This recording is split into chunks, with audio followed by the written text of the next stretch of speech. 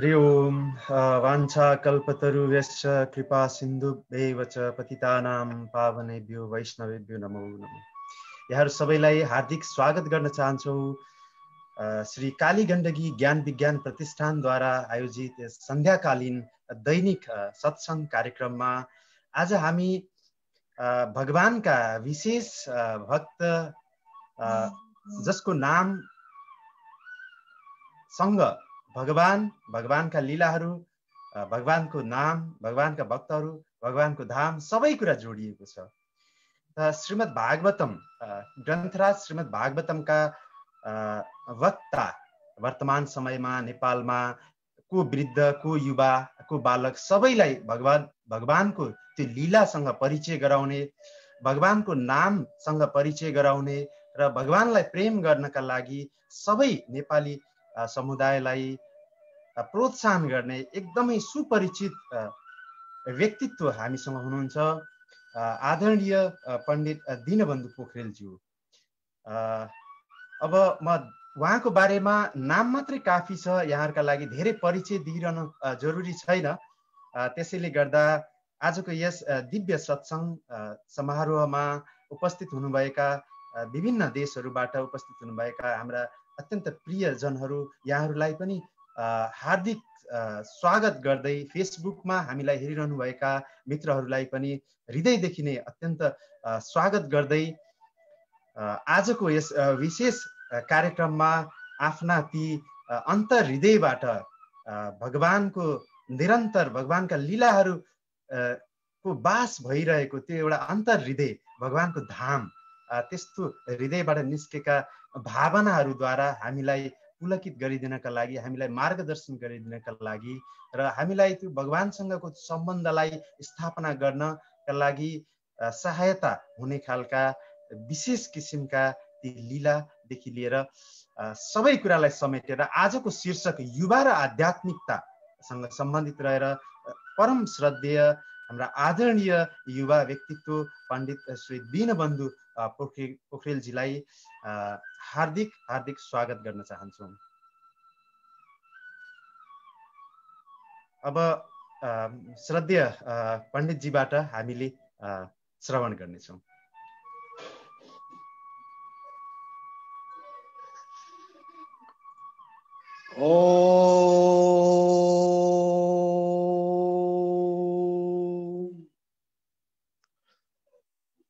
जाने त्वामिसं विश्वस्य जगतो यो निविजयो शक्ति शिवस्य च परम ब्रह्म निरन्तरम। ओम नमः शिवाय। सबैलाई नारायण अनि नमस्कार। काली गण्डकी ज्ञान विज्ञान प्रतिष्ठानको आयोजनामा यो विशेष सत्सङ्ग समारोहमा विद्वद्वरहरू भक्तजनहरूको सान्निध्यमा प्रविधिको माध्यमबाट टाढीबाट भए पनि साक्षात्कार गर्ने अवसर मिलेको छ। यो अवसर जुटाइदिनु भएकोमा आयोजक परिवारप्रति हार्दिक साधुवाद, सम्मान, आभार व्यक्त गर्न चाहन्छु। र म अरु धेरै मेरो लागि त्यस्तो उपमा केही पर्दैन। म एउटा भगवानको दास हो भन्न रुचाउँछु म आफूलाई, र आफू एउटा आध्यात्मिक चिन्तनमा लागेको एउटा यात्री भन्न रुचाउँछु। म स्पिरिचुअल सिकर भन्न रुचाउँछु। म त्यस्तो ठुलो अभियन्ता पनि होइन। यहाँले सम्झना गरेर यहाँको बिचमा भगवत भक्तिभाव र आध्यात्मिकताको विषयमा, युवा र आध्यात्मिकता भन्ने विषयमा केही विचार मुखरित गर्ने अवसर दिनुभएकोमा आयोजक परिवारप्रति पुनश्च साधुवाद, आभार व्यक्त गर्दै म अब केही विषयमा यहाँहरू समक्ष निवेदन गर्न चाहन्छु। यो अत्यन्त पेचिलो विषय पनि रहेको छ। यो युवा र आध्यात्मिकता भन्ने विषय यो विश्व परिवेश विशेष त नेपालमा ज्यादै पेचिलो र एउटा असहजताको विषय पनि बनेको छ। जबकि यो विषयसँग विश्व समुदायको भविष्य र एउटा विपुल चिन्तन एवं लक्ष्य जोडिएको छ भन्ने लाग्छ मलाई चाहिँ।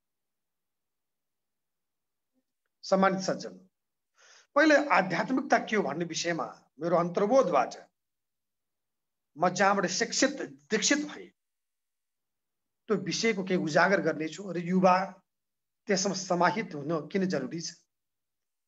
यो विषयमा यहाँहरु समक्ष केही निवेदन गर्न चाहन्छु। आध्यात्मिकताको आफ्नै खालको विशेषता, प्रभाव र महत्त्व विद्यमान रहेको छ। पहिला यसको अर्थ जान्ने हेर्ने हो भने, शाब्दिक अर्थमा जाने हो भने,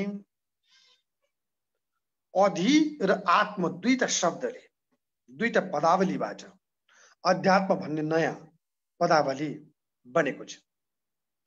यसको अर्थ हुन्छ अधि भनेको व्यापक रूपमा आत्म आफै भित्र केन्द्रित हुनु, विहङ्गम रूपमा आफूलाई प्रस्तुत गर्नु, व्यापक रूपमा आफ्नो खोजी गर्नु, व्यक्तिको सर्वाङ्गीण विकासको एउटा प्रक्रियामा आफूलाई समाहित गर्नु। यो मतान्ध विचार भन्दा, यानी कि कुनै विचार र मतको अन्धतामा लाग्ने विचार भन्दा, चिन्तन भन्दा भिन्न। त्यसैले यो अन्धता होइन, यो कथित मानव निर्मित धर्म भन्दा भिन्न छ। यो जडसूत्रता होइन, एउटा वास्तवमा भन्ने भने यो बहुआयामिक व्यापकताको एउटा विशिष्ट रूप नै आध्यात्मिकता हो भन्न रुचाउँछु म चाहिँ। यसमा ब्रह्माण्डीय सद्गुणको मैले बुझे अनुसार पूर्ण अनुशीलन र नकारात्मकताको समूल अन्त्यको मार्ग प्रशस्त भएको हुन्छ। व्यापक आत्मिक अस्तित्व र परम चैतन्य सत्तामा समाहित हुने प्रक्रिया जहाँ आनन्दको स्रोत खोजिएको हुन्छ, जसमा सत्य स्वरूप, ज्ञान स्वरूप र आनन्द स्वरूप त्यो विपुल शक्तिको भावमा आफूलाई समाहित गर्ने प्रक्रियाको प्रारम्भ हुन्छ। वास्तवमा यो पारमार्थिक या वास्तविक सत्यको बोधको एउटा अवस्था र एउटा प्रक्रिया पनि मैले धेरै ठाउँ भन्ने गर्छु। विराटको यात्रा जसमा गन्तव्यमा पुगे पनि आनन्द, नपुगे पनि आनन्द। जीवनलाई पूर्ण, परिष्कृत एवं वास्तवमा निर्मल बनाउने प्रक्रिया। फेरि पनि म भन्छु, जीवनलाई पूर्ण, परिष्कृत र निर्मल बनाउने एउटा प्रक्रिया आध्यात्मिकता भनेको वास्तवमा यो नै हो। सम्मानित सज्जन, यो विशिष्ट आत्मिक तत्व हो जो अहम बनेर अविनाशी अवस्थामा रहेको छ। त्यसको वास्तविक स्वरूपको चिन्तन नै वास्तवमा आध्यात्मिकता। विद्वानहरूले अहिले के भन्ने गरेका छन् भने हाम्रो जीवनको 98% हिस्सा, त्यो हिस्सा आध्यात्मिकताको हिस्सा छ, जसमा 2% हिस्सा मात्रै भौतिक हिस्सा छ। सूक्ष्मतम हिस्सा 98% छ। अनन्त एउटा सरस ज्ञानको आरम्भ जहाँ प्रवेश गरेपछि परम दिव्यताको बोध हुन्छ। वास्तवमा आध्यात्मिकता भनेको त्यही नै हो। आध्यात्मिकता भनेको आफै भित्र छिर्ने प्रक्रिया, आफ्नो परिचय र बोध, जसमा आत्म साक्षात्कार हुने विशिष्ट प्रक्रियाको शुभारम्भ हुन्छ। मैले भन्ने गरेको छु धेरै ठाउँमा, यो मानस दर्शनको व्यापक बोध। मानस दर्शन भनेको आफै भित्रको ऐना। बाहिर आफ्नो आकृति हेर्न पर्यो भने हामी बाहिरी आकृति, दर्पणमा गएर म कस्तो छु भनेर मेरो परिचय, मेरो आफ्नो अनुहार, मेरो आफ्नो आकृति मैले बाहिर देख्छु र मलाई मिल्दछ। तर भित्री परिचय मिलाउनको लागि त्यो मानस दर्शन, जसको व्यापक बोध र परम चैतन्यताको पूर्ण आभास हुन्छ, त्यसमा त्यो नै आध्यात्मिकता हो। आध्यात्मिक व्यक्ति भन्ने हो भने शान्ति, प्रेम र आनन्द आफै कमाउँछ। भौतिक व्यक्तिलाई हेर्नुस्, धन मात्र कमाउँछ। भौतिक व्यक्तिले शान्ति, प्रेम र आनन्दको लागि दोस्रोसँग अपेक्षा गर्ने काम गर्छ भौतिक व्यक्तिले, जबकि आध्यात्मिक व्यक्तिले शान्ति, प्रेम र आनन्द आफै भित्र कमाउने काम गर्छ। त्यसैले म के भन्छु भने आध्यात्मिकता भनेको भौतिकता भन्दा पर अनुभव गर्नु, सृष्टि सबै प्राणीमा र वस्तुमा परम सत्ताको विशेष अंशको दृष्टिगोचर गर्नु। मैले धेरै ठाउँ भन्ने गरेको छु। यो आध्यात्मिकता भनेको संसारमा सबै प्रक्रियाहरू क्रियाको एउटा होसका साथ गरियो भने त्यो जागरण हुन्छ, होसका साथ गरियो भने जोश हुँदैन। त्यो जोश नभएको अवस्था नै होस हो। होसमा जागरण हुन्छ। जागरणमा साथ गरियो भने नराम्रो कर्म त्याज्य हुन्छ, त्याग गर्न योग्य हुन्छ, राम्रो कर्म स्वीकार योग्य हुन्छ। त्यसैले जे गर्दा पनि होसमा गर्नु।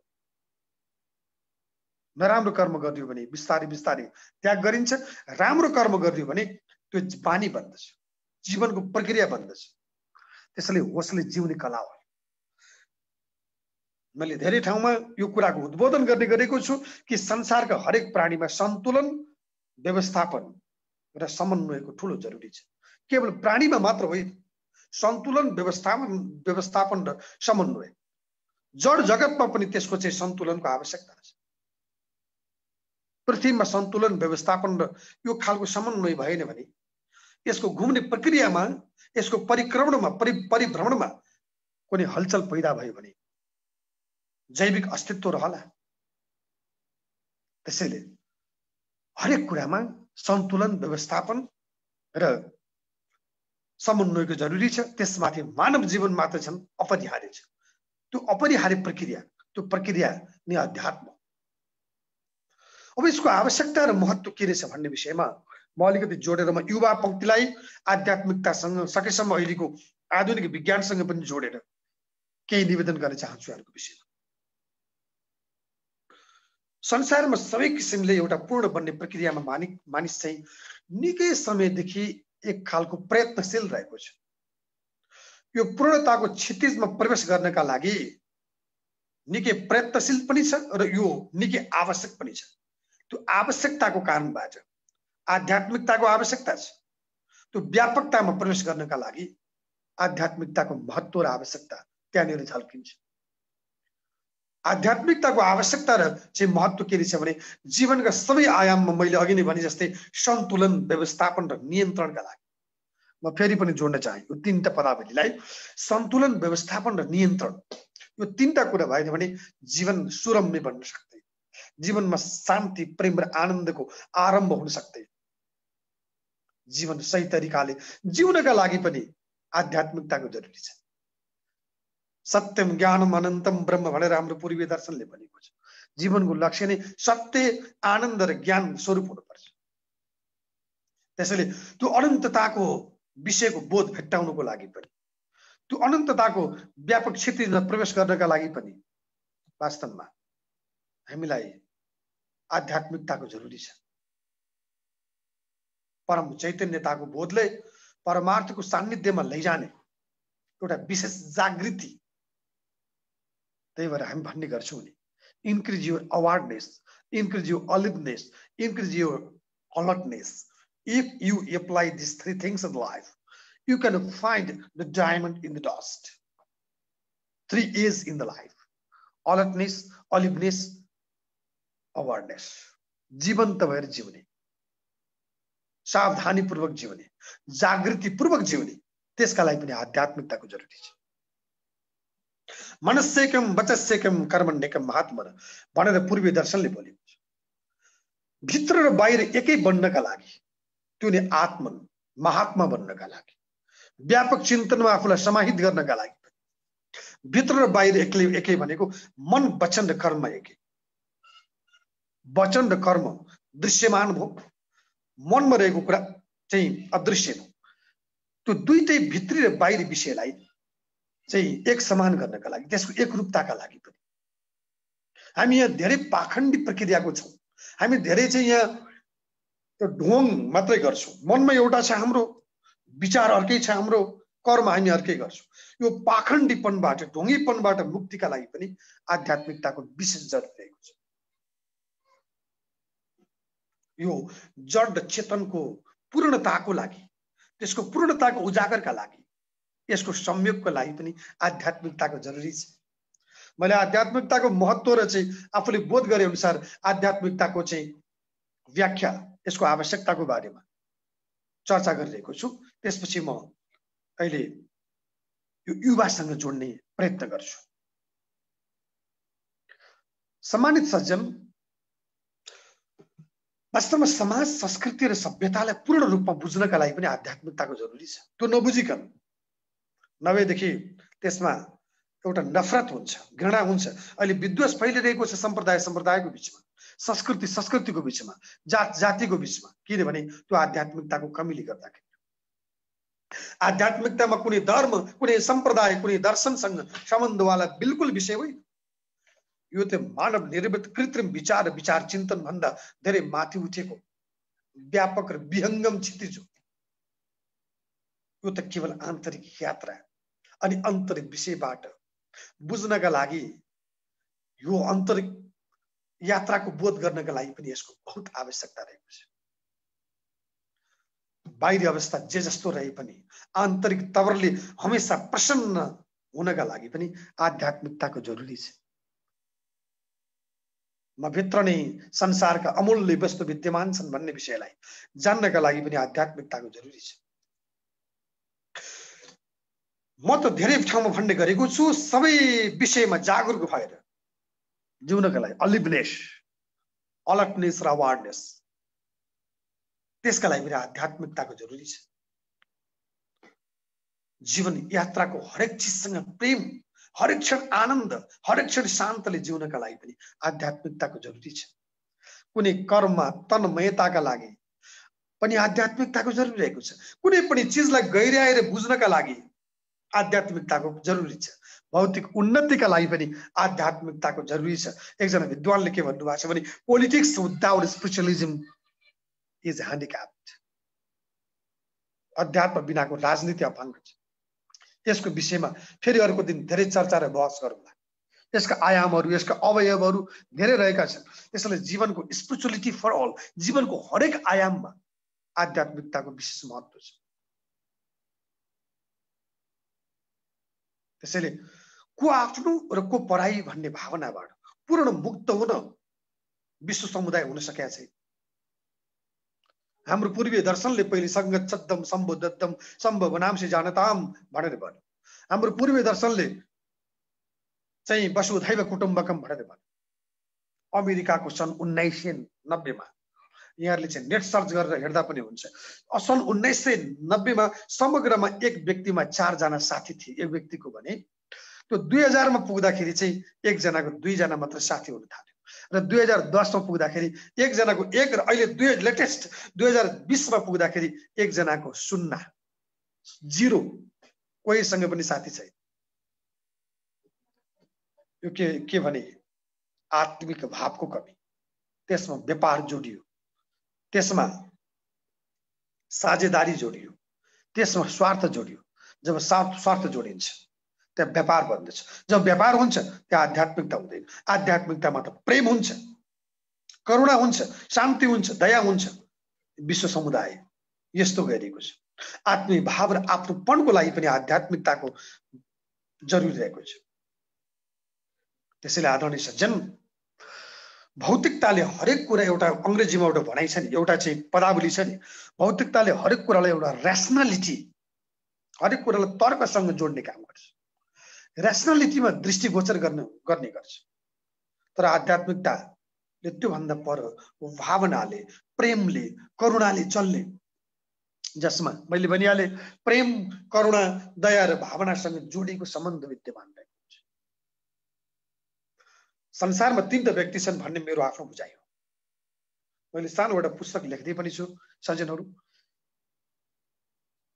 3 व्यक्ति विद्यमान छन् संसारमा। एउटा सबल व्यक्ति छ, अर्को निर्बल व्यक्ति छ, अर्को कुटस्थ व्यक्ति छ। त्यो कुटस्थ व्यक्ति धेरै कम छ।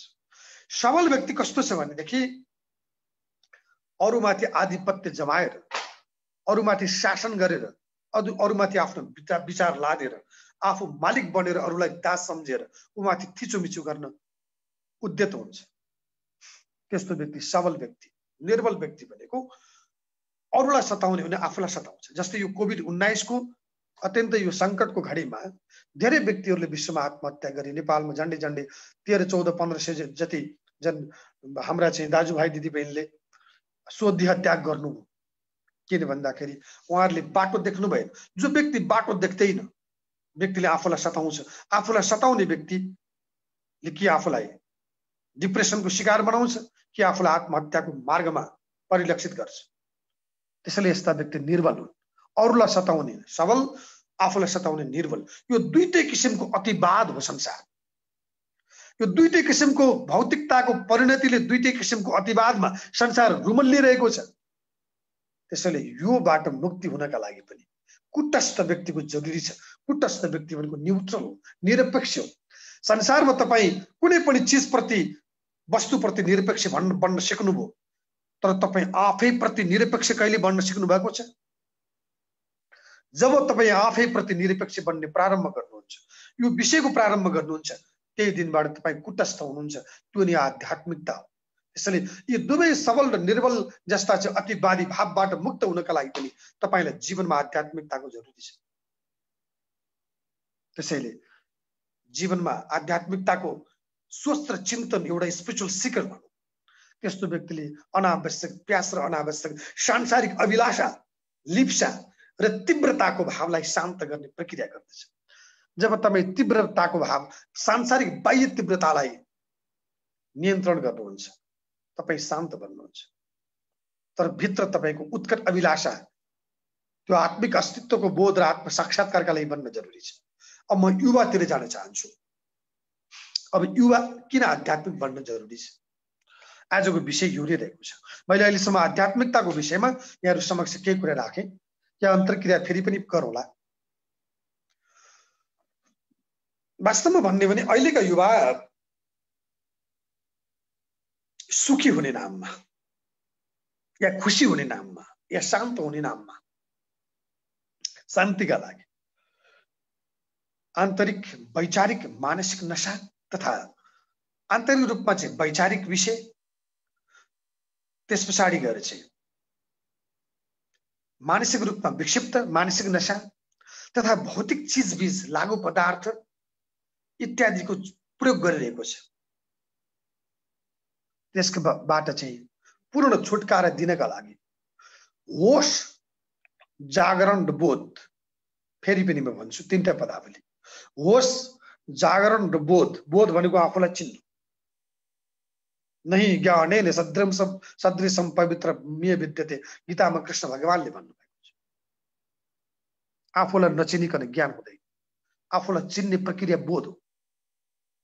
एउटा व्यक्ति एकजना विद्वानको अगाडि गएर, एकदम शान्त प्रकृतिको विद्वानको अगाडि गएर आफ्नो वाचाल शक्तिले वक्तृताविधिक व्यक्तिले बोलिरहेको रहेछ। वाह वाह भनेर ताली पाइरहेको छु। नजिकै बसेका विद्वानलाई गएर सोधे, गुरुवर मैले त वाह वाह भएर ताली पाएँ, तपाईले जीवनमा तपाईले यति ताली पाउनु भएको थियो कि थिएन भनेर सोद्धाखेरि गुरुले भन्नुभयो, मैले ताली पाएको छैन बाबु। किन पाउनु भएन? तपाईले बोल्न जान्नु भएको छैन? भन्दा मैले तिमीलाई सुने, तिमीले पनि बोल्न जाने रहन्छौ भन्नु। किन? तिमी बोलेकै सुन्ने मैले, म नबोले अब को बोले त अहिलेसम्म चाहिँ? मैले यत्रो समय बोले, यत्रो प्रवचन दिए, ज्ञान दिए। तिमी शास्त्र बोल्यौ, तिमी गीता बोल्यौ, तिमी कुरान बोल्यौ, तिमी बाइबल बोल्यौ, तर तिम्रो मनभित्रको भाव बोलेन, तिम्रो मनभित्रको जागृति बोलेन, तिम्रो मनभित्रको बोध बोलेन। तिम्रो मनभित्रको बोध नबोलेसम्म शास्त्र बोलेर, विश्वविद्यालयको किताब बोलेर कुनै काम छैन। त्यसैले किताब पढेर, शास्त्र पढेर, वेद पढेर या गेरु वस्त्र लगाएर कोही आध्यात्मिक बन्दैन। त्यसका लागि बोध चाहिन्छ, होश चाहिन्छ, जागरण चाहिन्छ। त्यसका लागि पनि युवा आध्यात्मिक बन्न जरुरी छ।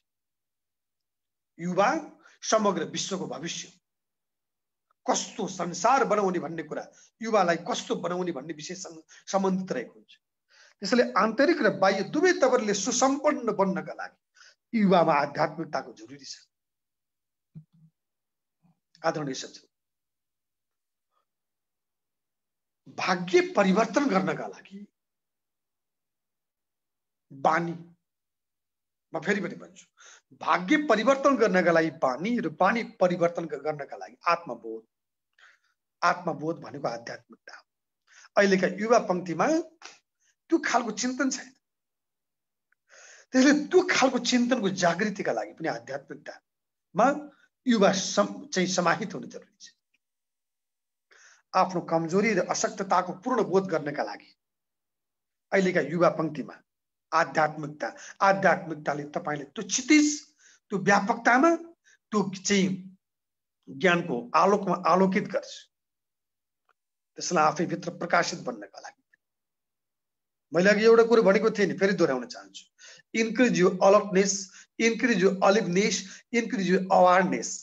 If you apply these three things in the life, you can find the diamond in the dust.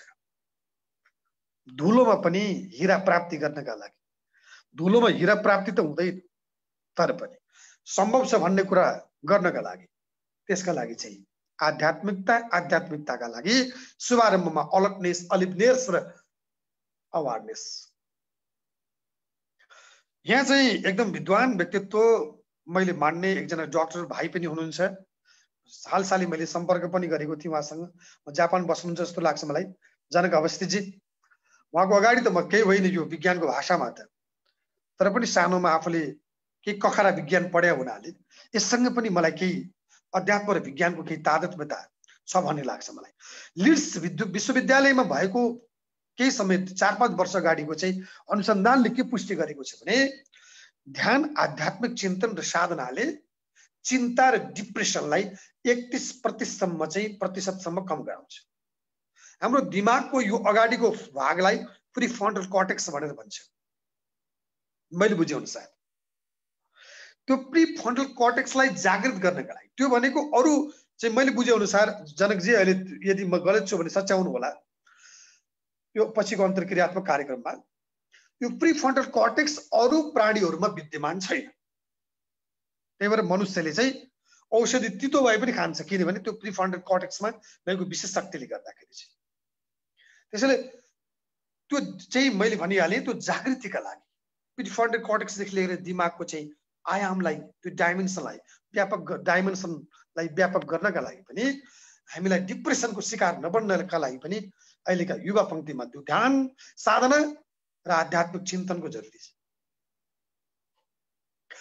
यही कुराको बोध गरेर विश्वचर्चित चाहिँ एउटा हार्वर्ड विश्वविद्यालयले, यो हार्वर्ड बेन्सन भन्ने एकजना अहिलेसम्म हुनुहुन्छ, उहाँ बित्नु भएको छैन, एउटा हार्वर्ड विश्वविद्यालयले माइन्ड बडी डिपार्टमेन्ट भनेर खोलेको छ अमेरिकामा। यहाँले नेटमा सर्च गर्दा पनि हुन्छ, एनाटोमी एन्ड फिजियोलोजी विभागमा। त्यो खालको चाहिँ अहिले उनीहरूले पनि, पश्चिमाहरूले, हामीले चाहिँ हुन त पञ्चकोश भनेर अन्नमय, प्राणमय, मनोमय, विज्ञानमय र आनन्दमय कोषको बारेमा पूर्वी दर्शनले पहिले बोलेको छ। विज्ञानमय र आनन्दमय कोषमा त पश्चिमाहरू अझै पुग्न सकेका छैनन्। मनोमय कोष, प्राणमय कोष र अन्नमय कोषसँग समन्वय, माइन्ड र बडीको चाहिँ एउटा चाहिँ कोअर्डिनेसन छ, मन र चाहिँ शरीरको भन्ने कुरा अहिले अमेरिकन विश्वविद्यालय, विशेष हार्वर्ड विश्वविद्यालय, पश्चिमाहरूले पनि त्यो कुराको बोध गरेका छन्। त्यसको सन्तुलनका लागि पनि अहिलेका युवा पंक्तिमा आध्यात्मिकताको जरुरी छ। संस्कार र आविष्कारको लागि हामीले बनाउन खोजेको समुदाय भनेको संस्कार जन्य र आविष्कारले पूर्ण। कोही आविष्कारले पूर्ण छ, संस्कार जन्य छैन। त्यसले गर्दा विश्वमा चाहिँ शस्त्र अस्त्रको होडबाजी चलेको छ। त्यो व्यापक स्तरमा जानका लागि पनि आध्यात्मिकताको जरुरी छ। जीवनमा भ्यालु विकास गर्नुपर्छ। आदरणीय युवाहरू, भौतिकताले बाहिरी भ्यालु निर्धारण गर्यो, आध्यात्मिकताले भित्री भ्यालु निर्धारण गर्छ। एउटा सानो प्रसंग भन्न चाहन्छु यहाँलाई। मैले एउटा सानो दृष्टान्त दिन चाहन्छु यहाँको बिचमा। कुनै ठाउँमा बाबु छोरा रहेछन् आदरणीय सज्जन। ती बाबु छोरा मध्येमा बाबुसँग कुनै अमूल्य एउटा चाहिँ मेटल थियो, धातु थियो।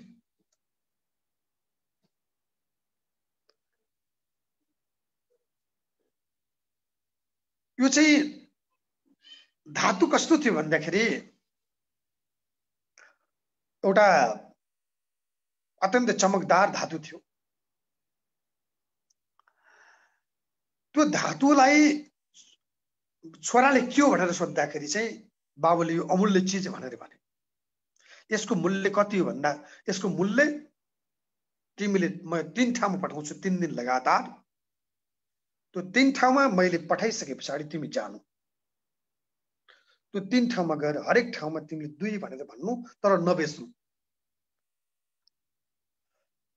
भनेर भनिसके पछाडि छोरालाई पहिलो दिन सामान्य धातुको काम गर्ने, मेटलको काम गर्ने, फलामको काम गर्ने व्यक्तिका चाहिँ बाबुले पठाए।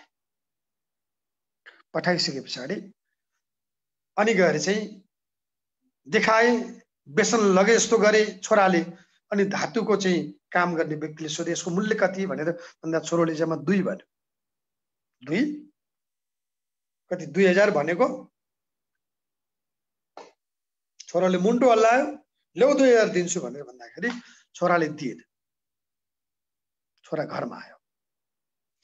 आइसके पछाडि अनि बाबालाई गएर सोध्यो, बाबा मैले दिइन, अब म कहाँ जाऊ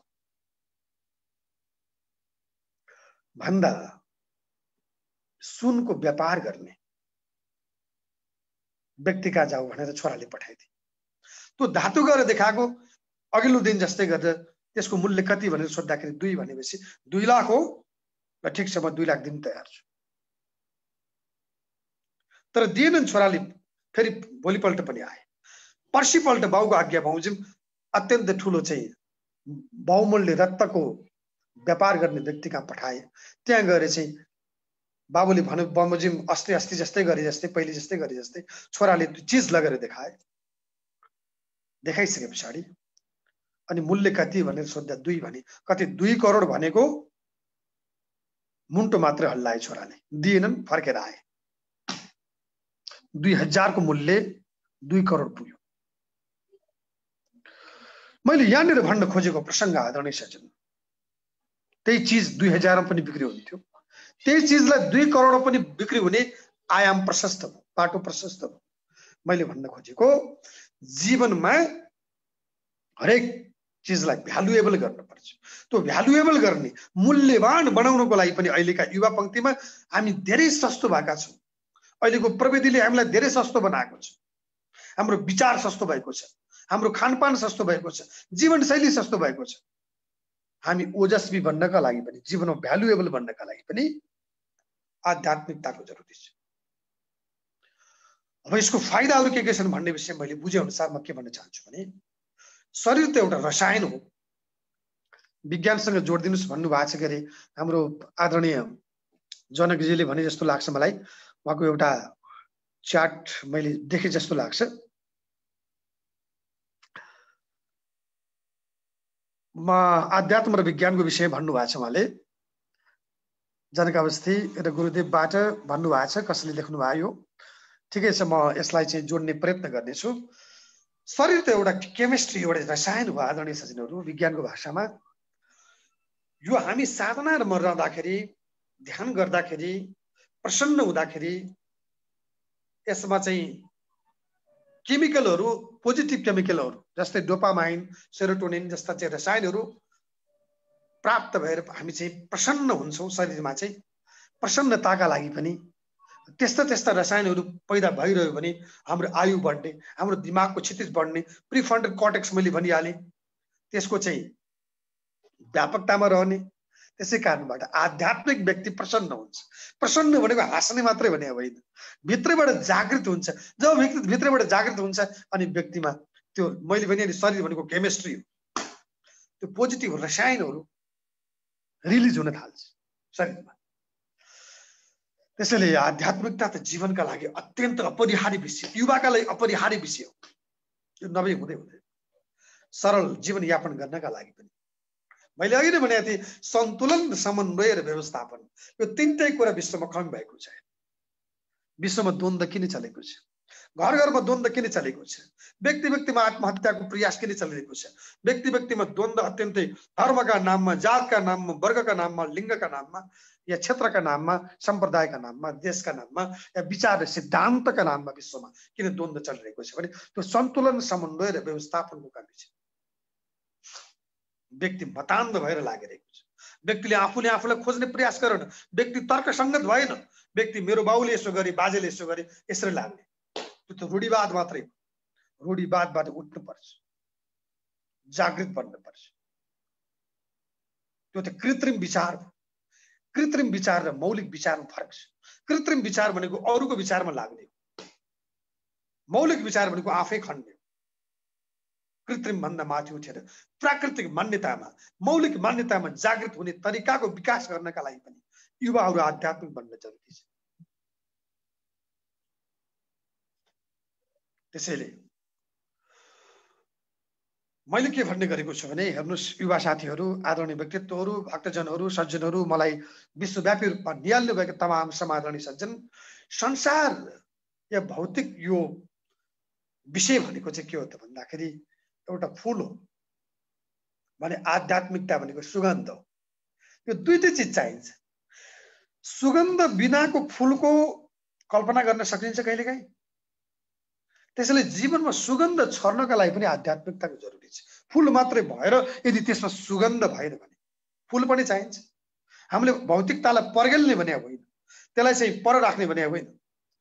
अहिलेको आवश्यकता भनेको the fusion between science and spiritualism, materialism and spiritualism, the necessity of the modern life. अहिलेको आधुनिक समाजको आवश्यकता भनेको अध्यात्मवाद र भौतिकवादको फ्युजन हो। यद्यपि त्यसमा आध्यात्मिकताको नेतृत्व चाहिन्छ, किनभने आध्यात्मिकता भनेको तपाईको अनन्त यात्राको मार्ग हो। मैले धेरै ठाउँ भन्ने गरेको छु, हामी चैतन्य सत्ता र तत्त्वको मिश्रणबाट बनेका छौँ। हामीलाई भौतिक पोषण त चाहिन्छ, खाना चाहिन्छ, त्यसैगरी आत्मिक पोषण पनि चाहिन्छ। हामी त्यसको मिलन जरुरी छ। त्यसैले भौतिक पोषण मात्रै भयो भने बाह्य समृद्धि भयो। अस्ति भर्खर मैले धेरै ठाउँ भन्ने गरेको छु, इन्डियाको 34 वर्षको अत्यन्त ठुलो एउटा प्रख्यात अभिनेता सुशान्त सिंह राजपूतले जसले चन्द्रमामा गएर चाहिँ जग्गा किने भनेर हामीले सुनेका थियौँ विभिन्न मिडियाबाट। त्यस्ता व्यक्तिले स्वदेह त्याग गरे, आत्महत्या गरे। भौतिक पोषण त मिल्या थियो होला, आत्मिक पोषण मिलेन। त्यसका लागि पनि आध्यात्मिकताको जरुरी छ। अहिलेको युवा भनेको भविष्य हो। आध्यात्मिकता भनेको एउटा सबल यात्रा जुन विश्वासको, प्रेमको, वास्तविकताको, जागृतिको, होसको वास्तवमा त्यो यात्रा हो। जीवनमा आचार संहिता भएन भने जीवन बर्बाद हुन्छ। आचार संहिता हरेक कुरामा, तपाईले तरकारी बनाउने बेला पनि आचार संहिता चाहिन्छ। नुन कति, पिरो कति, चिल्लो कति। तपाईले गाडी चलाउने बेला पनि आचार संहिता, ट्र्याक भन्दा बाहिर गयो भने दुर्घटना हुन्छ। जीवनको हरेक आयाममा, अघि नै मैले भनिहालेँ एकजना विद्वानको भनाइ, पोलिटिक्स विदाउट स्पिरिचुअलिजम इज ह्यान्डिक्याप्ड। अध्यात्म बिनाको राजनीति अपाङ्ग हुन्छ। अध्यात्म सबैमा, स्पिरिचुअलिटी फर अल। जीवनका हरेक आयाममा आध्यात्मिकताको एउटा विशेष स्थान रहेको छ। दर्शनमा, राजनीतिमा, विज्ञानमा। अहिले त यो जनकजी आउनुहुन्छ, क्वान्टम फिजिक्स भन्ने एउटा चाहिँ लेटेस्ट भौतिक तकनिकी आएको छ। त्यसको पनि एउटा कोपनहेगन इन्टरप्रिटेसन भन्ने एउटा विचारवाद आएको छ। त्यो कोपनहेगन इन्टरप्रिटेसनले के भन्छ भने, मसँग एउटा चाहिँ मोबाइल छ। यो मोबाइल चाहिँ आदरणीय सज्जन, मैले देख्दा तपाईले देख्दै पदार्थ हो, मोबाइल हो। त्यो मोबाइल तर क्वान्टम फिजिक्सको हदमा त्यो चाहिँ के भने एउटा ऊर्जा हो। हाम्रो दर्शनले पहिले के भन्यो, ब्रह्मार्पणम ब्रह्म हवि ब्रह्माग्नो ब्रह्माहुतम ब्रह्मैव तेन गन्तव्यम ब्रह्म कर्म समाधिन अहम ब्रह्मास्मि सर्वकालविदं ब्रह्म खम ब्रह्म। हाम्रो वैदिक दर्शनले बोलेको कुरा। अहिले क्वान्टम फिजिक्सले हरेक कुरा चाहिँ ऊर्जामय छ। अहिले अझै तपाईलाई अहिलेको चाहिँ लेटेस्ट क्वान्टम बायोलोजीले के भन्ने गरेको छ भने, क्वान्टम बायोलोजी धेरै चाहिँ धेरै समय भएको छैन यो आएको यो विषय। क्वान्टम फिजिक्सको विषयमा त झन्डै 100 वर्ष उनलाई, 94 वर्ष 1926 मा जस्तो लाग्छ यसको विषयमा गहन अध्ययन भएको थियो। क्वान्टम बायोलोजी 15-20 वर्ष मात्रै भयो होला यो विषयमा अध्ययन भएको। यो विषयले के अध्ययन गर्ने गरेको छ भने, अहिले मैले बुझे अनुसार चाहिँ हामीले सब एटोमिक पार्टमा गइसके पछाडि कुनै पनि पदार्थलाई टुक्र्याउँदै टुक्र्याउँदै टुक्र्याउँदै टुक्र्याउँदै जाँदाखेरि सब एटोमिक पार्टमा चाहिँ इलेक्ट्रोन, प्रोटोन र न्यूट्रन, बीचमा न्यूक्लियस हुन्छ।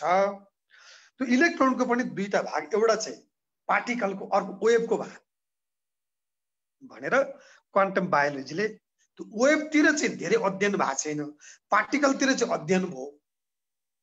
त्यसैले त्यो वेभ तरङ्ग ऊर्जाको विषयमा हाम्रो दर्शनले पहिले बोलिसकेको छ, पूर्वी दर्शनले, हाम्रो वेदले पहिले बोलेको छ। त्यसैले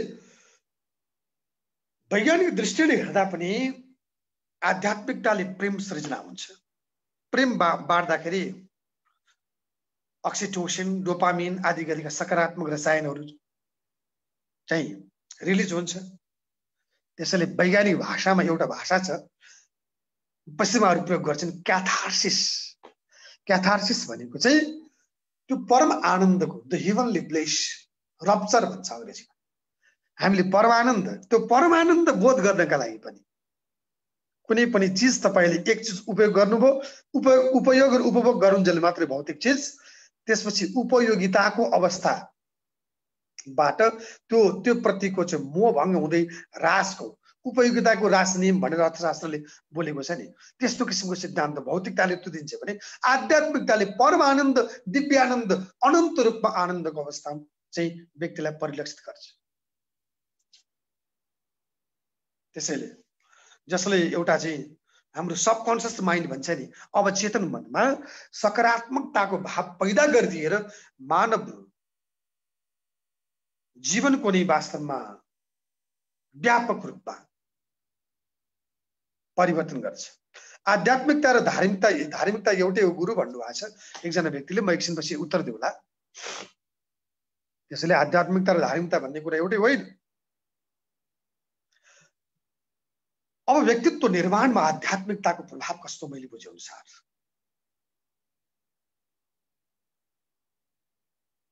हामीले प्रभुत्ववादी चिन्तन अहिले विश्वमा हावी भएको छ।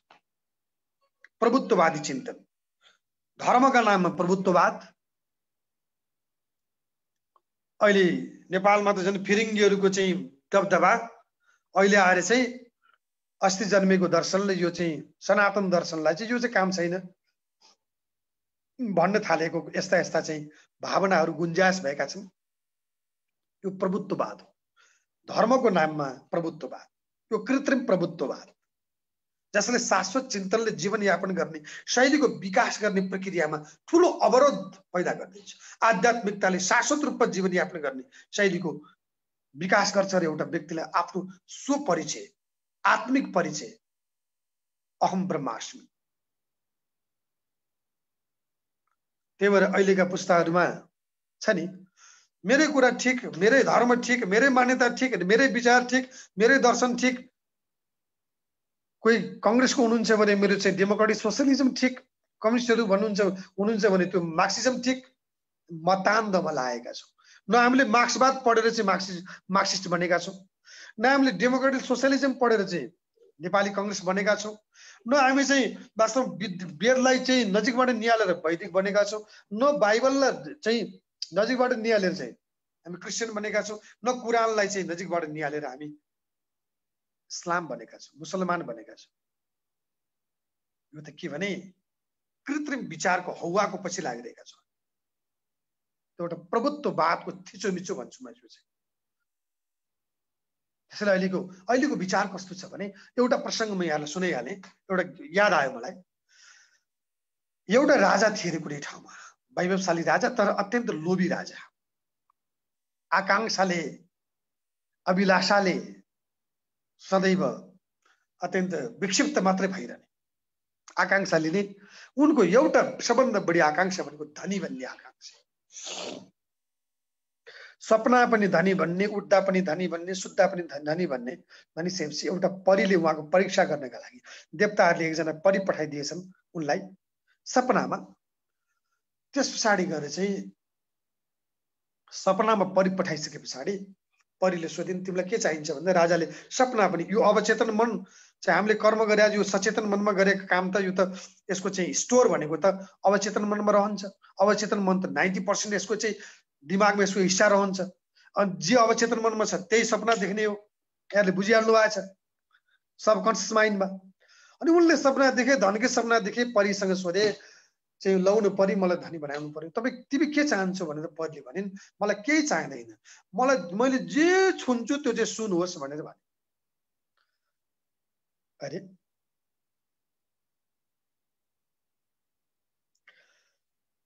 जे छुन्छ छुन्छु त्यो चाहिँ सुन भन्नुस् भनेर चाहिँ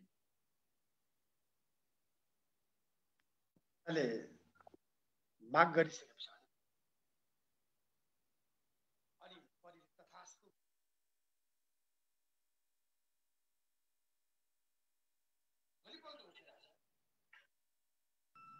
गुरु हजुरको आवाज एकदमै कम आएको छ। के भन्दै हुनुहुन्थ्यो? हजुरको आवाज एकदमै सानो आइरहेको छ। आवाज सानो आयो? हजुर, सायद हजुरको फोन आयो अथवा केही भयो होला त्यहाँ। आवाज सानो आयो? अहिले ठिक छ, अहिले ठिक छ। अहिले ठिक छ? हजुर। मैले राजाको प्रसङ्ग भन्दै थिएँ आदरणीय सज्जन। सुनलाई छोयो सुनै चाहिँ के अरे खाटलाई छोयो खाटै सुन भयो, ओछ्यानलाई छोयो ओछ्यानै सुन भयो। अनि खान लाग्यो, धेरै लामो गइन म, समय पनि छैन। थाललाई छोयो थालै सुन भयो, खाना छोयो खानै सुन भयो। हुँदा हुँदै उनको छोरी आएर अङ्कमाल गर्न खोजे कि छोरी नै सुन भइन्, छोरी नै जड भइन्, चेतन छोरी। राजा दिगदार भयो, ओहो मैले के माग गरेछु? सुन सम्पत्ति माग गरे, मैले न खान पाएँ न परिवारको प्रेम पाउने भयो। परिवारलाई छोइदियो, परिवारै सुन हुने। खाटलाई छोयो खाटै सुन हुने। ओछ्यानलाई छोयो के ओछ्याउने, ओछ्यानै सुन भयो।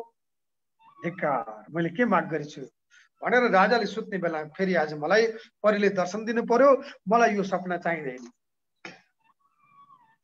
भनेर राजाले ध्यान गरिसकेपछि राजाले नभन्दै सपनामा दर्शन दिनुभयो।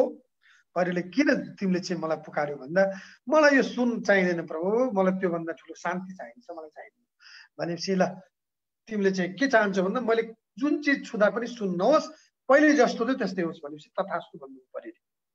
अनि जस्ताको त्यस्तै भयो। त्यसैले मैले भन्न खोजेको अहिलेको चिन्तन भनेको राजाको चिन्तन जस्तो मैले कमाउनु पर्छ, म धनी बन्नु पर्छ, जे छोए पनि सुन बन्नु पर्छ भन्ने प्रक्रियामा गएर व्यक्ति वास्तवमा आफैलाई अशान्तिको खाडल खन्ने कार्यमा व्यक्ति उद्यत रहिरहेको छ। त्यसैले सज्जनहरू हामीले जीवनमा जे कुराको पनि सन्तुलन गर्ने, युवा पंक्तिको सन्तुलन भनेको संसार बदल्ने एउटा विशेष चिन्तन, विशेष गरिमा, विशेष आयाम। त्यसैले युवा पंक्तिमा विश्वास जगाउन जरुरी छ।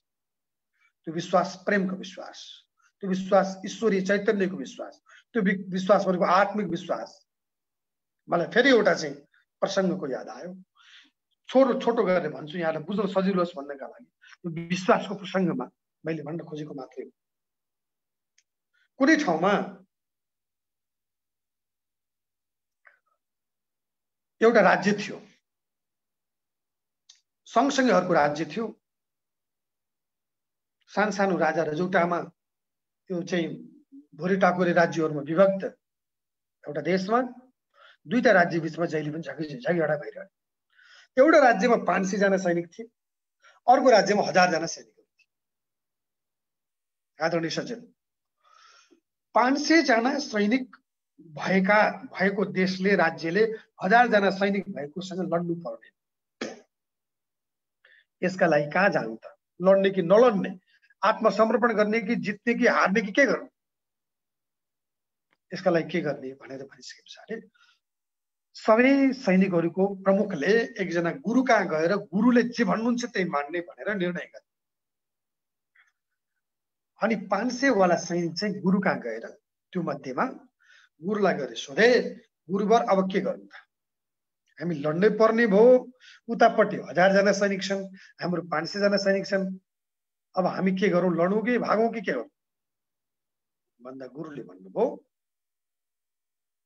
मसँग एउटा पैसा छ, त्यो पैसा म टस गर्छु। टस गर्दाखेरि त्यसमा गाई, हामी पहिले गाई र त्रिशूल भन्थ्यौँ नि 5 पैसामा, यहाँहरूलाई थाहा छ। अहिलेका युवाहरूलाई त गाई र त्रिशूलको बारेमा पनि थाहा छैन होला। त्यो मैले यदि टस गर्दाखेरि गाई पर्यो भने युद्धमा जाने, त्रिशूल पर्यो भने युद्धमा नजाने भनेपछि गुरुको आज्ञा बमोजिम ल हुन्छ भने गुरुले भन्नुभयो मैले विश्वासका साथ यो काम गर्नेछु मैले गरेको अहिलेसम्म काम फेल भएको छैन मेरो कुरा विश्वास गर्नु यदि गाई पर्यो भने युद्धमा जाने त्रिशूल पर्यो भने नजाने भनिसकेपछि गुरुले ट्रस्ट गर्नुभयो ट्रस्ट गर्ने बित्तिकै गाई पर्यो गाई परेपछि ल युद्धमा जाने हाम्रो जित निश्चित छ सुनिश्चित छ गुरुले भन्नु गुरुको वचन अनुसार 500 जना सैनिक गोलबद्ध भएर संगठित भए युद्धमा गए नभन्दै पहिले भन्दा जो साथ लडे युद्ध जिते युद्ध जितिसके पछाडि गुरु कहाँ गएर गुरुलाई नमन गर्न गए गुरुदेव हजुरको वचनले हामीले युद्धमा गएको युद्ध जित्यौं हजुरलाई नमन गर्न आएको भन्दाखेरि मैले केही गरे होइन बाबु मैले तिमीहरूलाई विश्वास मात्रै गरे मेरो सिक्कामा गएर हेर त के छ भनेर हेरेको नभन्दै दुवैतिर गाई त्यो चाहिँ सिक्कामा दुवैतिर गाई गाई रहेछ जहाँ जतापट्टि फर्काएको पनि गाई त्रिशूल रहेनछ भन्नको मतलब के हो भने जीवनमा विश्वास चाहिन्छ विश्वासले भर्ने कुनै शक्ति र प्रेरणा चाहिन्छ त्यसका लागि पनि युवाहरू विश्वासले चल्नका लागि पनि जे कर्मलाई कुनै पनि काममा फत्ते गर्नका लागि पनि हामीमा आध्यात्मिकताको जरुरी छ त्यसैले निष्ठा र विवेकताले चल्ने व्यक्तित्व संसार बदल्न सक्छ त्यही भएर कृष्णले गीतामा चाहिँ स्थितप्रज्ञ भनेर भन्नुभएको छ समदर्शी भाव नआत्तिने उस्तै तबरबाट अगाडि बढ्ने समुद्र जस्तो समदर्शी स्थितप्रज्ञ बन्ने प्रक्रिया व्यष्टि र समष्टिको बोध भएर समष्टितर्फ अभिमुखीकृत भएको व्यक्तित्व लक्ष्यले परिपूर्ण भएको व्यक्तित्व त्यसैले गन्तव्य बुझ्नका लागि पनि यो अहिलेका युवा पङ्क्ति आध्यात्मिक बन्न जरुरी छ एउटा यहाँलाई थाहा छ मासारू इमोटो भन्ने चाहिँ एकजना जापानिज भौतिकवादी व्यक्तित्वको नाम यहाँले सुन्नु भएको छ उहाँ त चाहिँ जापानमा धेरै ईश्वरलाई मान्दैनन् आदरणीय सचिव जनकजी त्यही हुनुहुन्छ उहाँले भन्नु होला एकछिनपछि यो कुरालाई सन् 2004 मा उहाँले हिडन म्यासेज इन वाटर भन्ने एउटा पुस्तक प्रकाशन गर्नुभयो यसको अर्थ के थियो भन्दाखेरि चाहिँ human consciousness can effect the molecular structure of water भनेर ह्युमन मान्छेको चाहिँ चेतनाले पानीको चाहिँ एउटा आणविक बनोटलाई चाहिँ प्रभाव पार्छ भनेर उहाँले चाहिँ वास्तवमा पानीलाई क्रिस्टलाइज कसरी गर्ने भन्ने तरिका योतिरमा धेरै लामो गइन क्रिस्टल गर्दाखेरि पनि यदि मस्तिष्कमा राम्रो विचारले लेखिएको छ भने मानौ LOV लभ लेखेको छ भने त्यो क्रिस्टल चाहिँ राम्रो बन्यो HT हेड लेखेको छ भने त्यो क्रिस्टल चाहिँ नराम्रो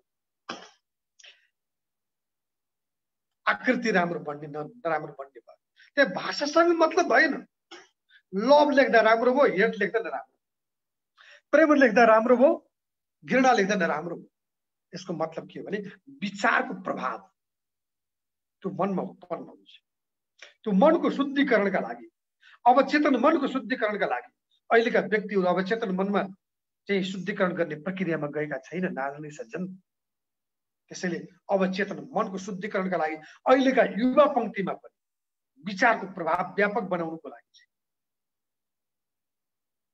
त्यो मोलिक्युलर स्ट्रक्चर भने नि मैले त्यसमा प्रभाव पार्नका लागि नि हामीलाई हाम्रो अवचेतन मनको जागृति अवचेतन मनको एउटा सकारात्मकता त्यसैले जीवन यो गिलो माटो जस्तो हो जस्तो आकार दिनु हो दिन सकिन्छ आदरणीय सज्जन जस्तो मनले सोच्छ त्यसरी अवचेतन मनमा त्यो चाहिँ एउटा बानी बन्ने काम गर्छ सिगमन्ड फ्रॉइडले के भन्नु भएको छ भने एउटै चीजलाई तपाईले 33 पटक दोहोर्याउनु भयो भने तपाईको त्यो बानी बन्छ त्यसैले त अवचेतन मनको शुद्धिकरणका लागि आध्यात्मिकता युवाको अवचेतन मनको जागृति युवाको अवचेतन मनको व्यापकता संसार बदल्ने कडी र शक्ति हाम्रो पूर्वीय दर्शनले ध्यान साधनाको विधि त्यसै भनेको छैन। अष्टाङ्ग योगको कुरा बुद्ध दर्शनले त्यसै बोलेको छैन। पञ्चशीलको सिद्धान्त बुद्ध दर्शनले त्यसै बोलेको छैन। हामीले प्राणायाम विधिमा योगमा अष्टाङ्ग योगको सिद्धान्त बुद्धले सम्यक दृष्टिदेखि लिएर चाहिँ सम्यक समाधिसम्मको चाहिँ अष्टाङ्ग मार्ग त्यसै बोल्नु भएको छैन। हामीले चाहिँ यम नियम आसन प्राणायाम प्रत्याहार धारणा ध्यान समाधि यो प्रक्रियामा त्यसै बोलेको छैन। त्यसैले स्वप्नाहरूले के भन्नुभएको छ भने हाम्रो चैतन्य गुरुले पनि धेरै ठाउँ भन्ने गर्नुहुन्छ, in the whole world there is no study so beneficial and so elevating as that of Upanishads. It has been the solace of my life and it will be the solace of my death. स्वप्नाहरूको भाषामा German दार्शनिक विद्वान जसले चाहिँ उपनिषद्लाई आफ्नो जीवनको सान्त्वनाको आधार बनाउने काम. पूर्वीय आध्यात्मिक चिन्तनको महत्व के छ, युवामा किन जरुरी छ भन्दा वेदले के भन्छ भने आनन्द ब्रह्मेति वेजना, अर्थात् आत्मिक अस्तित्वमा नै आनन्द छ. आनन्दित नभएर संसार चाहिँ अत्यन्तै विभिन्न विषयले ग्रसित छ, विक्षिप्त बनेको छ. किनकि आनन्द हामी चाहन्छौँ, हाम्रो लक्ष्य नै आनन्द हो. हामी आनन्द स्वरूप समष्टि सत्ताको अंश हो. त्यसैले हाम्रो लक्ष्य जहिले पनि आनन्द प्राप्तिका लागि, हामी ज्ञानको चाहिँ अंश हो, त्यो अंश हो. त्यसैले हामी ज्ञान प्राप्तिका लागि जे कुरा पनि सिक्नका लागि हामी उत्सुक, हामी सत्यको खोजी गर्छौँ किनभने हामी सत्यको अंश हो. हाम्रो अंश नै सत्य ज्ञान र आनन्द स्वरूप छ. त्यसैले समष्टिमा व्यष्टिबाट समष्टिको व्यापक अंशमा चाहिँ समाहित हुनका लागि हामी आध्यात्मिक बन्न जरुरी छ. यो वैज्ञानिक नियम हो. यो अध्यात्म विज्ञानको नियम नै के भने हामीले कुनै पनि चिज जस्तै ठोस चिज माथि फ्याँक्यो भने तल आउँछ, किनभने ठोसको उत्पत्ति स्थान भनेको पृथ्वी हो. हामीले पानी जति माथि फ्याँक्यो भने तल जान्छ, किनभने पानीको उत्पत्ति स्थान भनेको तल छ, समुद्र तल जान्छ. तपाईले बाफ जति तताउनुहुन्छ त्यो माथि जान्छ. पानी तताएर बाफ त्यसको मण्डल भनेको माथि छ. त्यसैले आफ्नो ओरिजिन, आफ्नो मौलिकता जहाँ छ त्यो वस्तु त्यही जान्छ. यो चाहिँ संसारको नियम, ल हो. त्यसैले हाम्रो पनि अस्तित्व भनेको समष्टिमा छ. त्यसैले हाम्रो जहिले पनि जीवनको लक्ष्य भनेको आनन्दका लागि छ, जीवनको लक्ष्य भनेको ज्ञानका लागि छ, जीवनको लक्ष्य भनेको सत्यका लागि छ. यो तीनटा भन्दा जीवनको लक्ष्य कुनै छैन. त्यही भएर हरेक व्यक्तिलाई जीवनको सही लक्ष्य निर्दिष्ट गर्नका लागि पनि आध्यात्मिकताको जरुरी छ. त्यसैले वेदले के भनेको छ भने के कर्म गर्यो भने आध्यात्मिक बन्न सकिन्छ भनेर सोध्नु भएको छ. यसको व्याख्या अर्को दिन गरौँला, समय पनि धेरै छैन. फेरि 8 बजेबाट मेरो अर्को एउटा प्रोग्राम छ, नित्य नित्यानाम चेतनश्चेतनानाम एको भौनाम यो विदधाति कामान. त्यसैले आत्मा, आत्मिक अस्तित्व चेतन छ, महाचेतन शक्ति हाम्रो अधिष्ठान हो भनेर पूर्वीय दर्शनले वेदले बोलेको छ. ईशा वासविदम सर्वम यत्किञ्च जगत्याम जगत भनेर पूर्वीय दर्शनले बोलेको छ. मैले अघि नै भनिहालेँ, क्वान्टम फिजिक्सको मात्र गीताको ब्रह्मार्पण कोपरनिकन इन्टरप्रिटेसनको कुरा मैले चाहिँ अघि गरिसकेँ. अहिलेको पूर्वीय दर्शनले भनेको चाहिँ ऊर्जा ब्रह्ममय छ सबै कुरा भन्ने कुरा चाहिँ अहिलेको क्वान्टम बायोलोजीले पनि त्यो कुरा प्रमाणित गरेको छ. धेरै व्यक्तिहरूले के भन्ने गरेका छन् आदरणीय सज्जन, साइबेरियाबाट नेपालमा आएर नेपालको चाहिँ चितवन राष्ट्रिय निकुञ्जमा आएर चाहिँ यो साइबेरियाका चराहरू फुल पारेर जान्छन् अनि त्यही पुग्छन् साइबेरिया. किन? हामी यहाँबाट चाहिँ पोखरा जानु पर्यो भने हामीलाई कम्पास चाहिन्छ. अहिले यहाँबाट साइबेरिया 10,000 माइल पर कसरी पुग्छन् होला भने त्यही विषयमा स्टडी भयो. त्यसमा एउटा विशेष रसायन हुन्छ, अटोमेटिक रसायन. जस्तै कुनै खोप्ने चराले चाहिँ गुड बनाउँछ, माउरीले चाहिँ चाका बनाउँछ. त्यो कसरी बनाउँछ भन्दाखेरि चाहिँ त्यसमा चाहिँ एउटा विशेष खालको रसायन हुन्छ. त्यो अहिले क्वान्टम बायोलोजीले स्टडी गरेको छ. त्यो विशेष खालको रसायन त्यो हामीसँग पनि विद्यमान छ. हामीले त हाम्रो ऊर्जालाई नराम्रो चिजमा मात्रै चाहिँ खर्च गरिरहेका छौँ। हामीले चाहिँ पत्र पत्रिकामा खर्च गर्छौँ, हामीले अर्काको बारेमा चाहिँ नराम्रो चिन्तन गरेर चाहिँ खर्च गर्छौँ, यस्तो सत्संग सुन्नलाई हामी खर्च गर्दैनौँ। चाहिँ नराम्रो चिन्तन गर्नका लागि, नराम्रो कर्म गर्नका लागि, नराम्रो विचार गर्नका लागि हाम्रो ऊर्जा कहाँ कहाँ खर्च भएको छ। क्वान्टम बायोलोजीले ऊर्जा सङ्कलित, ऊर्जा चाहिँ सङ्ग्रहित, ऊर्जालाई एकत्रित गर्ने एउटा नयाँ सिद्धान्त अहिले ल्याउन खोजिरहेको छ। त्यसैले हामीले ऊर्जा सङ्ग्रहित गर्नका लागि एकाग्र बन्नुपर्छ, मानस दर्शन गर्नुपर्छ। मानस दर्शनका लागि ध्यान गर्नुपर्छ। ध्यानको मार्ग नै आध्यात्मिक मार्ग हो। सञ्चय। त्यसैले म के भन्छु भने पश्चिमाको कुरा गर्दाखेरि चाहिँ पश्चिमा समाजले दर्शन बनायो, हाम्रो दर्शनले समाज बनायो, यति कुरा फरक। वैदिक सनातन दर्शनले हाम्रो जीवन जिउने कला, धर्म, सिद्धान्त, संस्कृति हाम्रो बनायो। त्यसले पूर्वीय दर्शन गहन छ, उनीहरूको जहिले पनि चाहिँ विषय अर्थ प्रधान छ। तपाईले बाइबल हेर्नुहोस्, विश्वमा चाहिँ बाइबलको प्रचार अर्थ प्रधानताका लागि। पछि उनीहरूले चाहिँ डार्क एज, मिडाइबल एज भन्दै भन्दै रिनासादेखि लिएर चाहिँ हरेक कुरा चाहिँ अहिले चाहिँ मार्क्सिजम चाहिँ नि क्यापिटलिजम, त्यसपछि डिकन्स्ट्रक्सनिजम, यो सबै आउँदाखेरि उनीहरूको सम्बन्ध भनेको जहिले पनि अर्थसँग छ। तर हाम्रो सम्बन्ध भनेको ज्ञानसँग छ, पूर्वीय दर्शनको सम्बन्ध। त्यसैले पूर्वीय दर्शनले आध्यात्मिकताको एउटा विशाल क्षितिजमा यो विश्व समुदायलाई प्रवेश गराएको कुरा कुनै यसलाई भन्दाखेरि अत्युक्त हुँदैन। त्यसैले दुःखको निवृत्तिको एउटा वास्तविक चिन्तन हामीसँग रहेको छ। स्वतन्त्र भएर जीवनयापन गर्नका लागि आध्यात्मिक कलाले जीवन जिउनुपर्छ। आध्यात्मिकतामा पूर्व युवा चाहिँ पूर्वीय विरासतको पूर्ण अनुशीलनले नै चाहिँ अहिलेका युवा पूर्ण हुन्छ भन्ने हाम्रो धारणा छ। यसको विषयमा अरू बेला पनि चर्चा गरौँ। किनभने हामी आध्यात्मिक किन बन्न सकेका छैनौँ त यसको लागि के गर्ने? अहिले सोध्नु भएको थियो एकजनाले, हामीलाई एउटा वास्तवमा माया शक्तिले ढाकिदिएको छ। हाम्रो दर्शनबाट हेर्यो भने हामी फिल्म हलमा जान्छौँ, लाइट चारैतिर बन्द हुन्छ, फिल्म देख्छौँ। त्यसले गर्दाखेरि चाहिँ त्यो फिल्म सत्य हो जस्तो लाग्छ। जब लाइट बल्छ फिल्म हलको चाहिँ पर्दा बन्द हुन्छ अनि यही होइन रहेछ भन्ने हुन्छ। यसको मतलब मायाको स्वरूपले हाम्रो वास्तविकताको विस्मरण गराएको छ। अर्को कुरा, हामी गलत बाटो हिँडिरहेका छौँ। हामी नारायणगढमा छौँ, जानुपर्ने बुटोलतिर, तर हामी हेटौडातिर गइरहेका छौँ भने कहिले बुटोल पुगिन्छ? त्यसैले इच्छा र आसक्ति छ हामीसँग पूर्ण रूपमा चाहिँ। यो चाहिँ संसारमा चाहिँ हामी सबैमा, ममा पनि सबैमा यो आवरण र विक्षेप, आवरण भनेको चाहिँ पर्दा हो, विक्षेप भनेको वास्तवमा भन्यो भने वो आइदर और भनेर भन्छ। यो हो कि होइन कि दिग्भ्रमित हुने अवस्था। कहिलेकाहीँ हामी चप्पल हामीसँगै छ, हामीले खुट्टामा पहिरिरहेका छौँ, तर चप्पल कहाँ हरायो भनेर खोज्न थाल्छौँ। यसो के हो त भन्दाखेरि ईश्वरीय सत्ताको विस्मृति हामीसँगै छ, हामी भित्रै खोजी गर्ने हो। मैले भने विश्वविद्यालय पढेर पनि, शास्त्र पढेर पनि, गुरुको विचार पढेर हुनेवाला केही पनि छैन। आफूभित्र जब खोजिन्न नै ज्ञानेन सत्रिप्सम पवित्रमे विद्यते, त्यो नै म को हो को परिचय हो। मेरो वास्तविक परिचय नमिलेर व्यक्ति चाहिँ विक्षिप्त भएको छ। संसारमा हरेक किसिमको नफरत, हरेक किसिमको घृणा र द्वन्द्व सृजना भएको छ। आदरणीय सचिव, अब अन्तिमतिर के भन्छु भने अहिलेका युवामा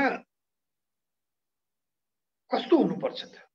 यो निष्कर्ष के हो त? हामीले चाहेको के हो? युवा र आध्यात्मिकता भन्ने शीर्षक निष्कर्ष मैले बुझे अनुसार, मैले बोध गरे अनुसार शरीर कर्म एवं भौतिकता, यो पनि चाहिन्छ। शरीर कर्म एवं भौतिकता, आत्म आनन्द एवं आध्यात्मिकता, यी दुईको समन्वय। शरीर कर्म एवं भौतिकता, आत्म आनन्द र आध्यात्मिकता, यी दुईको समन्वय, व्यवस्थापन र सन्तुलन नै वास्तवमा जीवन हो। यी दुई मध्ये एकको अस्वीकार भनेको वास्तवमा जीवनमा एकाङ्गी बन्नु। धेरै व्यक्ति एकाङ्गी छन्। मार्क्सवादले एकाङ्गी बन्न सिकायो, कुनै पनि चाहिँ धार्मिक मतान्ध विचारले, कुरानले पनि एकाङ्गी बन्न सिकायो।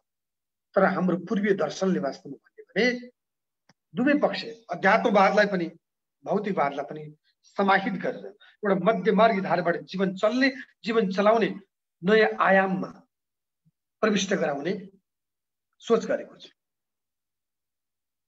आध्यात्मिक आयाम बिना भौतिक आर्थिक कल्याण, मानवीय कल्याण सम्भव छैन। कल्याण भने के? बाह्य समृद्धि। अघि मैले सुशान्त सिंह राजपूतको उदाहरण दिएँ। त्यसैले आध्यात्मिक आयाम र भौतिक आयामको सम्मिश्रण यसको जरुरी छ।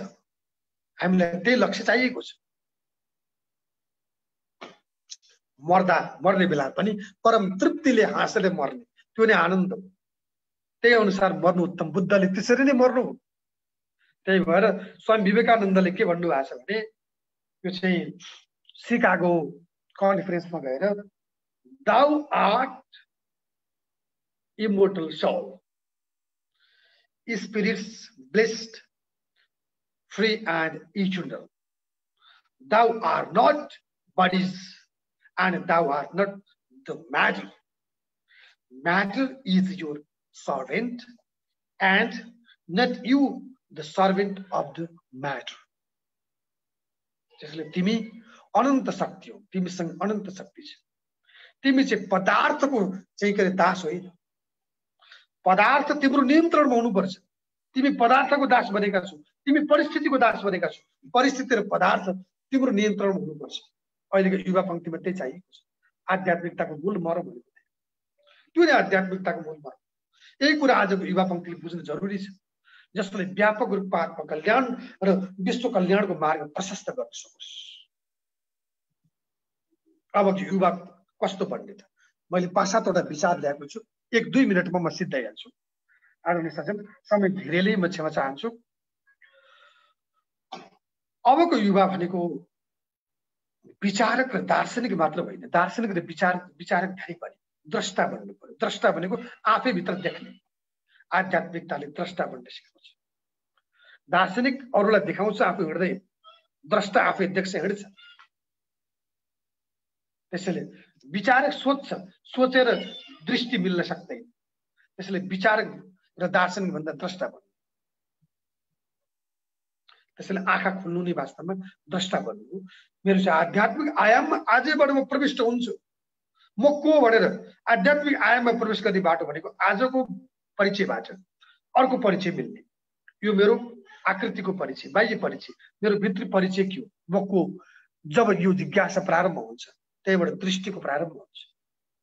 आध्यात्मिकताले युवालाई वास्तवमा द्रष्टा बनाउने काम गर्छ।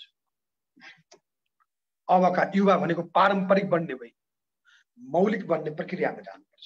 आध्यात्मिकताले पारम्परिकताको विरोध गर्छ। पारम्परिकता भनेको चाहिँ कृत्रिम हो। यो भन्दा मौलिकपनमा तर्क हुन्छ। म को हो, मैले आफै भित्र तर्क गर्न सक्छु। कुनै शास्त्रले यस्तो भने, या ऋषिले यस्तो भने, मैले यस्तो भने, यसलाई मान।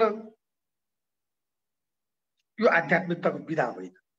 उही स्वामी विवेकानन्दले पूर्वीय दर्शनको जागृतिमा पश्चिमाहरूको बीचमा गएर दुईटा शब्द प्रयोग गर्नुभएको छ, फ्यानेटिसिजम एन्ड वेगेट्री, धार्मिक अन्धता, जसले विश्वलाई जकडिरहेको छ।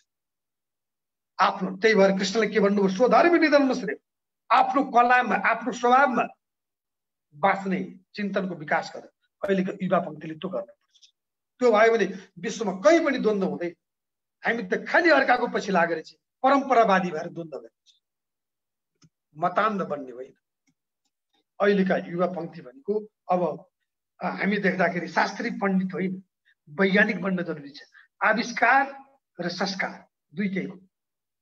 शास्त्री पनि बन्ने, नबन्ने भने होइन, सँगसँगै वैज्ञानिक बन्ने भनेको चाहिँ विज्ञान सम्मत चल्ने, तर्कले, प्रमाणले चल्ने। आध्यात्मिकताले त्यो सिकाउँछ। अन्धविश्वास भन्दा माथि उठेर अबका युवाले प्रामाणिक यानि कि वैज्ञानिक आध्यात्मिक चिन्तनको शुभारम्भ गर्नुपर्छ। बेहोसी र मूर्छापनबाट मुक्ति दिएर विज्ञानको चिन्तनमा आफूलाई समाहित गर्ने त्यो मार्ग प्रशस्त गर्नुपर्छ। आफ्नो भित्र जाने प्रक्रियाको शुभारम्भ गर्नुपर्छ। मैले के भन्छु भने आस्तिकलाई मन्दिरमा बोलाउनु त खासै ठुलो बात होइन। नास्तिकलाई बोलाउनु चाहिँ खास विषय। अबको युवाले त्यो गर्नुपर्छ। यो युवा आध्यात्मिकता भनेको। त्यसैले अहिलेका युवा व्यावहारिक बन्ने प्रक्रिया, अध्यात्मले व्यावहारिक बन्ने प्रक्रिया सिकाउँछ। उडन्ते होइन, पौराणिक ग्रन्थ अथवा बाइबल कुरान इत्यादिले उडन्ते बन्ने सिकाउँछ, सैद्धान्तिक बन्न सिकाउँछ। कुनै दर्शनको सिद्धान्त छ, धरतीमा आधार छैन, फाउन्डेसन छैन। कुनै दर्शनको फाउन्डेसन छ जसमा चाहिँ रसिलो पक्ष छैन, रसिलो लक्ष्य छैन। हरियाली चाहिँ परिकल्पना रूपी एउटा हाँगा ढिँगा हरियालीले परिपूर्ण छैन। त्यसैले भौतिकवादी चिन्तनले यथार्थलाई बोध गराउन खोज्छ, रसिलो छैन। चाहिँ धार्मिक सिद्धान्त र मतले उडन्ते कुरा मात्रै, त्यो के अरे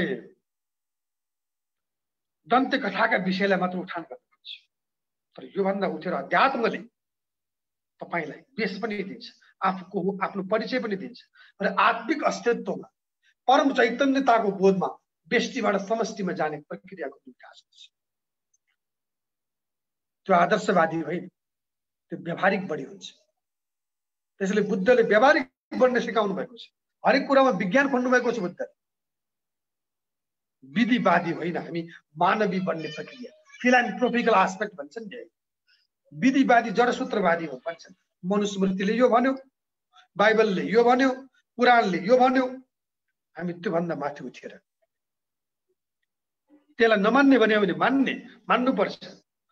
त्यसलाई चाहिँ आफूभित्र बोध गरेर तर्कको आधारमा मान्नुपर्छ। त्यसलाई आध्यात्मिकताले युवा पङ्क्तिलाई चाहिँ खोक्रो र आडम्बरी भन्दा पनि समन्वयवादी बनाउन सक्छ। आध्यात्मले चाहिँ व्यक्ति विचार शुद्ध गराउने प्रक्रिया गर्छ। विचारको शुद्धिकरण नै संसारमा आफूलाई बदल्ने एउटा ठुलो प्रक्रिया। त्यसैले विचारका लागि पनि चल्नका लागि पनि खाद्य पदार्थ चाहिन्छ।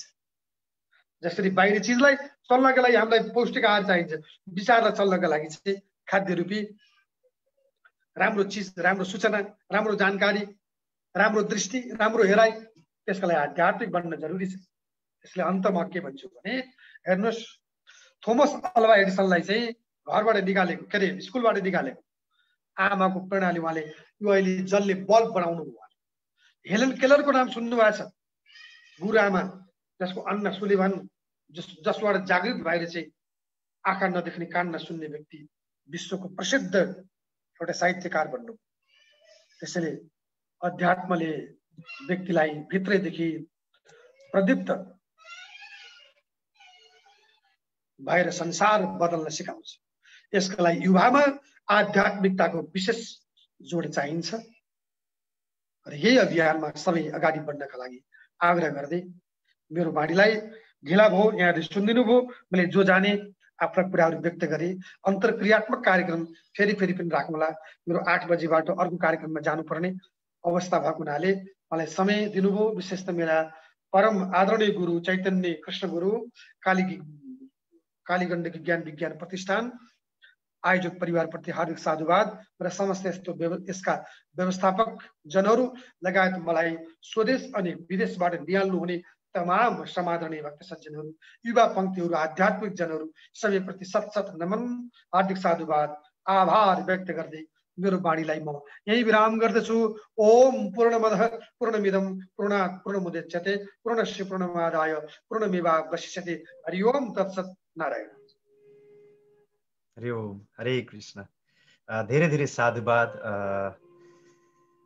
यहाँको समयको एउटा पाबन्दी अर्को कार्यक्रममा पनि जानुपर्ने भएको हुँदा हामीले हाम्रा आदरणीय प्रिय दर्शकहरूलाई निवेदन गर्न चाहन्छौँ, यहाँहरूका प्रश्नहरू वास्तवमा आजको बसाइमा यहाँको गुरुजीको जुन प्रवचनमा यहाँका सबै खाले प्रश्नहरू सम्बोधन भएका छन्। यहाँहरूले दोहोऱ्याएर तेह्राएर आजको यो प्रवचनलाई सुन्नुभयो भने यहाँहरूले सोध्नुभएका उत्तरहरू अवश्य पनि प्राप्त गर्नुहुनेछ र आदरणीय गुरुलाई हामीले निवेदन गर्नेछौँ फेरि पनि अर्को एउटा बसाइ हामीले अवश्य पनि राख्नेछौँ। त्यसपछि त्यसमा चाहिँ हामीले अलिकति समय लम्ब्याएर गुरुको समय हेरेर हामीले अन्तर्क्रियाको कार्यक्रम पनि गर्नेछौँ। है गुरुजी? हजुरले सुन्नु भएको छैन हामीलाई? मेरो आवाज अत्यन्त सानो आएको छ हजुर यहाँ यो। ए हजुर हजुर हजुरले त्यहाँ त्यो माथिपट्टि त्यो स्पिकरलाई एकचोटि क्लिक गरेर फेरि क्लिक गरिदिनु भयो भने त्यो बिचमा फोन आएर बिग्न भएको थियो होला हजुरको, त्यही भएर हजुरले सुन्नमा चाहिँ बिग्न भएको छ। हजुर हजुरसँग समय कति छ होला अब? यदि समय छ भने 3 मिनट जतिको समय छ हजुर। धेरै मित्रहरूले फेसबुकबाट भगवान नामद्वारा यहाँलाई अभिवादन टक्राउनु भएको छ। उहाँहरूलाई धेरै धेरै धन्यवाद भन्न चाहन्छु। सबै खाले प्रश्नहरूलाई समेटेर मैले एउटा प्रश्न राखेँ यहाँ। हाम्रो भगवत गीता, श्रीमद् भागवतम लगायत वेदहरूको मूल प्रयोजन के होला भनेर धेरै खाले मित्रहरूले प्रश्न गर्नुभएको छ। यसलाई सम्बोधन गरिदिनु होला कृपया। म यति मात्रै भन्छु, मैले अघि नै भनिहालेँ, जीवनमा सन्तुलन, व्यवस्थापन र नियन्त्रण, यो सबै कुरा, सबै पक्ष पूर्वीय दर्शनले बोलेको छ। विशेषतः वैदिक आध्यात्मिक विरासतित्व विषयको उठान गरेका छ। वैदिक आध्यात्मिक चाहिँ ग्रन्थहरूले भौतिकतालाई पनि उत्तिकै जोड दिएको छ। जीवन जिउने कला सम्बन्धी, जीवनमा कसरी चाहिँ जीवनलाई कसरी परिष्कृत बनाउने, व्यापकतामा लैजाने, जीवनलाई शान्त कसरी बनाउने, सन्तुलित कसरी बनाउने, व्यवस्थापकीय ढङ्गबाट कसरी चल्ने, 4वटा आश्रमदेखि लिएर चाहिँ ब्रह्मचर्य आश्रमसम्म चाहिँ गृहस्थ आश्रमको 4वटा चाहिँ वर्णदेखि लिएर चाहिँ कर्मको आधारमा के कर्म गर्दाखेरि के फल मिल्दछ, यी यावत विषयमा विहङ्गम सतत व्याख्या चाहिँ गरेको छ भने आध्यात्मिक रूपमा परम लक्ष्य कैवल्य मुक्तिका कुरा, यद्गत्वा ननिवर्तन्ते तद्धाम परम मम, यो खालको चिन्तन मैले कुरान पढ्दाखेरि त्यसको एक क्षणक पनि पाइनँ। बाइबल पढ्दा त सबै उडन्ते कुरा मात्रै छन्, दन्ते कथा मात्रै। र बुद्ध दर्शन पढ्दाखेरि चाहिँ बुद्ध दर्शन अर्धनास्तिक दर्शन हो। यसले व्यवहारका पक्षलाई बढी समेटेको र आत्मिक पक्षलाई अलिकति बढी आत्मालाई नमानेको त्यो पाएँ। तर आत्मालाई पनि मानेको, व्यवहारलाई पनि बढी जोड दिएको यो वैदिक दर्शन जस्तो व्यापक विशेष दर्शन विश्वमा तपाईँले आफैले पनि हेर्नुहुन्छ। म आफू वैदिक चाहिँ एउटा चाहिँ कार्यकर्ता भएको हुनाले यो भन्न खोजेको त होइन। मैले आफूले बाइबल पनि पुरै हेरेँ, कुरान पनि केही हेरेँ र पूर्वीय पश्चिमा दर्शन, म त पश्चिमा दर्शनको विद्यार्थी पनि, अनि डिकन्स्ट्रक्सनिजमसम्म हेर्दाखेरि चाहिँ त्यो खालको व्यापक चिन्तन मैले कति पनि पाइनँ जुन हाम्रो पूर्वीय दर्शनमा छ। जसले प्रश्न गर्नुभयो एकपल्ट अध्ययन गर्नु होला, त्यो अध्ययनले तपाईँलाई छर्लङ्ग बनाउनेछ। यहाँहरू सबैको प्रश्नका लागि म हार्दिक साधुवाद आभार व्यक्त गर्न चाहन्छु। धेरै धेरै साधुवाद गुरुलाई। प्रश्नहरू त धेरै छन्, अब गुरुसँग समयको पाबन्दीले गर्दाखेरि हामीले प्रश्नहरूलाई धेरै नै अत्यन्तै हामी यो श्री कालीगण्डे ज्ञान विज्ञान प्रतिष्ठान, यसका संस्थापक अध्यक्ष श्रद्धेय चैतन्य कृष्ण गुरु लगायत सबै यहाँ उपस्थित सम्पूर्ण मित्रहरू द्वारा हजुरलाई एकदमै आभार प्रकट गर्न चाहन्छौँ, धेरै धेरै धन्यवाद भन्न चाहन्छौँ र पुनः पुनः यहाँका यी अमृतमय वचनहरूद्वारा हामीलाई मार्गदर्शन मिलिरहोस् भन्ने एउटा शुभेच्छा र आग्रह निवेदन सहित यहाँलाई हार्दिक आभार टक्राउन चाहन्छौँ।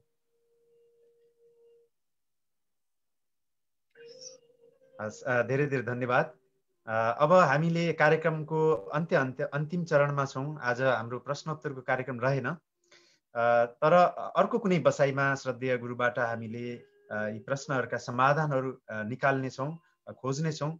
र आजको वास्तवमा आजको यस प्रवचनबाट हामीले सिक्नुपर्ने केही कुराहरू, हाम्रो वैदिक साहित्य, वैदिक सनातन धर्म जुन अध्यात्म छ यो आफैमा वैज्ञानिक छ र यसलाई वैज्ञानिक छ कि छैन भनेर जान्नका लागि, यो कति लाभकारी छ भनेर जान्नका लागि हामीले खोज गर्नुपर्छ, स्वाध्ययन गर्नुपर्छ, गुरुजनहरूको समीपमा गएर जिज्ञासाहरू राख्नुपर्छ भनेर अन्त्यमा श्रद्धेय गुरुबाट हामीले मार्गदर्शन प्राप्त गर्यौं। र त्यसै गरी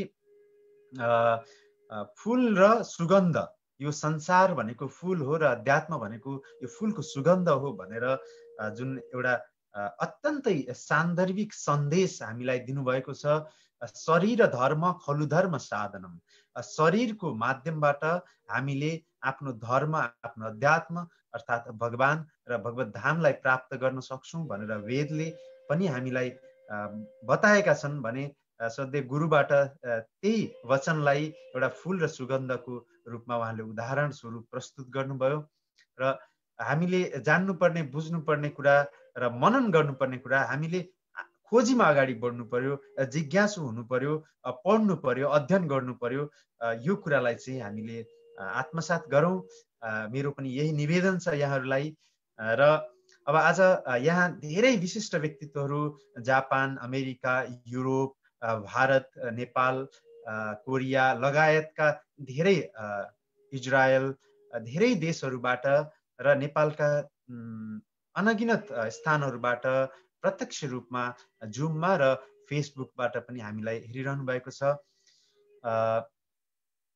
अब अन्तमा हामीले सदा चाहिँ हाम्रो आदरणीय भजन प्रेमी भगवानका भक्त श्रद्धेय अरुण पौड्यालजीबाट भगवान कृष्णको सुमधुर भजनलाई श्रवण गर्नेछौँ र त्यसपछि यहाँ जुममा उपस्थित कोही मित्रहरूले आफ्ना केही भावनाहरू छोटकरीमा राख्न चाहनुहुन्छ भने कृपया ह्यान्ड रेज गर्नुहोला।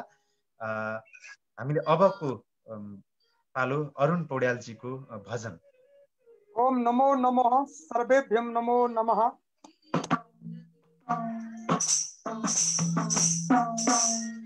नारायण नारायण नारायण नारायण नारायण बोल चेतन नारायण बोल।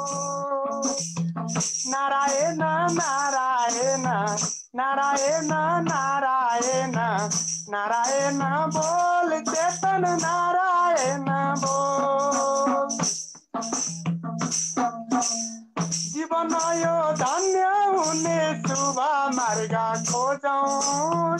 जीवन यो धन्य हुने शुभ मार्ग खोजौं। शरणागत बनी हामी मुक्ति धाम रोजौं। शरणागत बनी हामी मुक्ति धाम रोजौं। हरि कृपा भए मात्र भव तरिन्छ। हरि कृपा भए मात्र भव तरिन्छ। नभए त संसारी भैतलै जारिन्छ। नभए त संसारी भैतलै जारिन्छ। त्यसैले त वेद भन्छन् नारायण बोल चेतन नारायण बोल। त्यसैले त वेद भन्छन् नारायण बोल चेतन नारायण बोल। साधना त आफ्नै हुन्छ अनि कृपा मिल्छ। साधना त आफ्नै हुन्छ अनि कृपा मिल्छ। प्रभु कृपाबाट हाम्रो जीवन सुध्रिन्छ। प्रभु कृपाबाट हाम्रो जीवन सुध्रिन्छ। त्यसैले त शास्त्र भन्छन् हरि हरि बोल चेतन हरि हरि बोल। त्यसैले त शास्त्र भन्छन् हरि हरि बोल चेतन हरि हरि बोल। मुक्त हुनु भक्त हुनु आफ्नै हातमा छ। मुक्त हुनु भक्त हुनु आफ्नै हातमा छ। भक्त बने प्रभु कृपा आफ्नै साथमा छ। भक्त बने प्रभु कृपा आफ्नै साथमा छ। त्यसैले त शिव भन्छन् राम राम बोल चेतन हरे राम बोल। त्यसैले त शिव भन्छन् राम राम बोल चेतन हरे राम बोल। नारायण नारायण नारायण बोल चेतन नारायण बोल। जीवन यो धन्य हुने शुभ मार्ग खोजौं। जीवन यो धन्य हुने शुभ मार्ग खोजौं। शरणागत बनी हामी मुक्ति धाम रोजौं। शरणागत बनी हामी मुक्ति धाम रोजौं। त्यसैले त गीता भन्छन् कृष्ण कृष्ण बोल चेतन हरे कृष्ण बोल।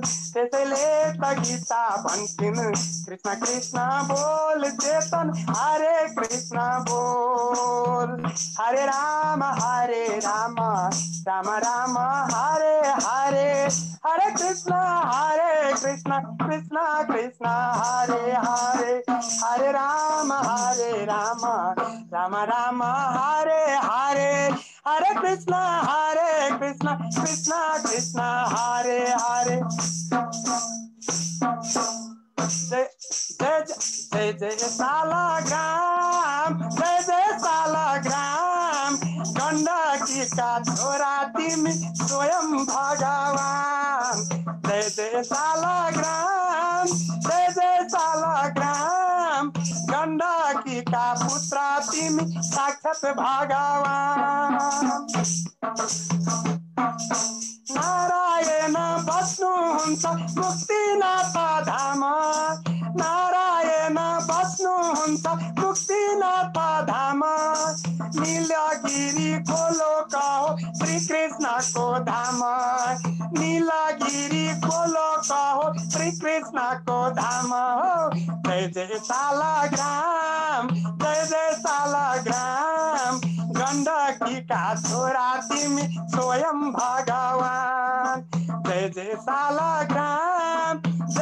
सालाग्राम गण्डकी का पुत्र तिमी साक्षात भगवान उत्तर बग्ने काली गंगा महालिंगा धाम उत्तर बग्ने काली गंगा महालिंगा धाम हातले गरौँ शुभ काम मुखले भजौँ राम जय जय सालाग्राम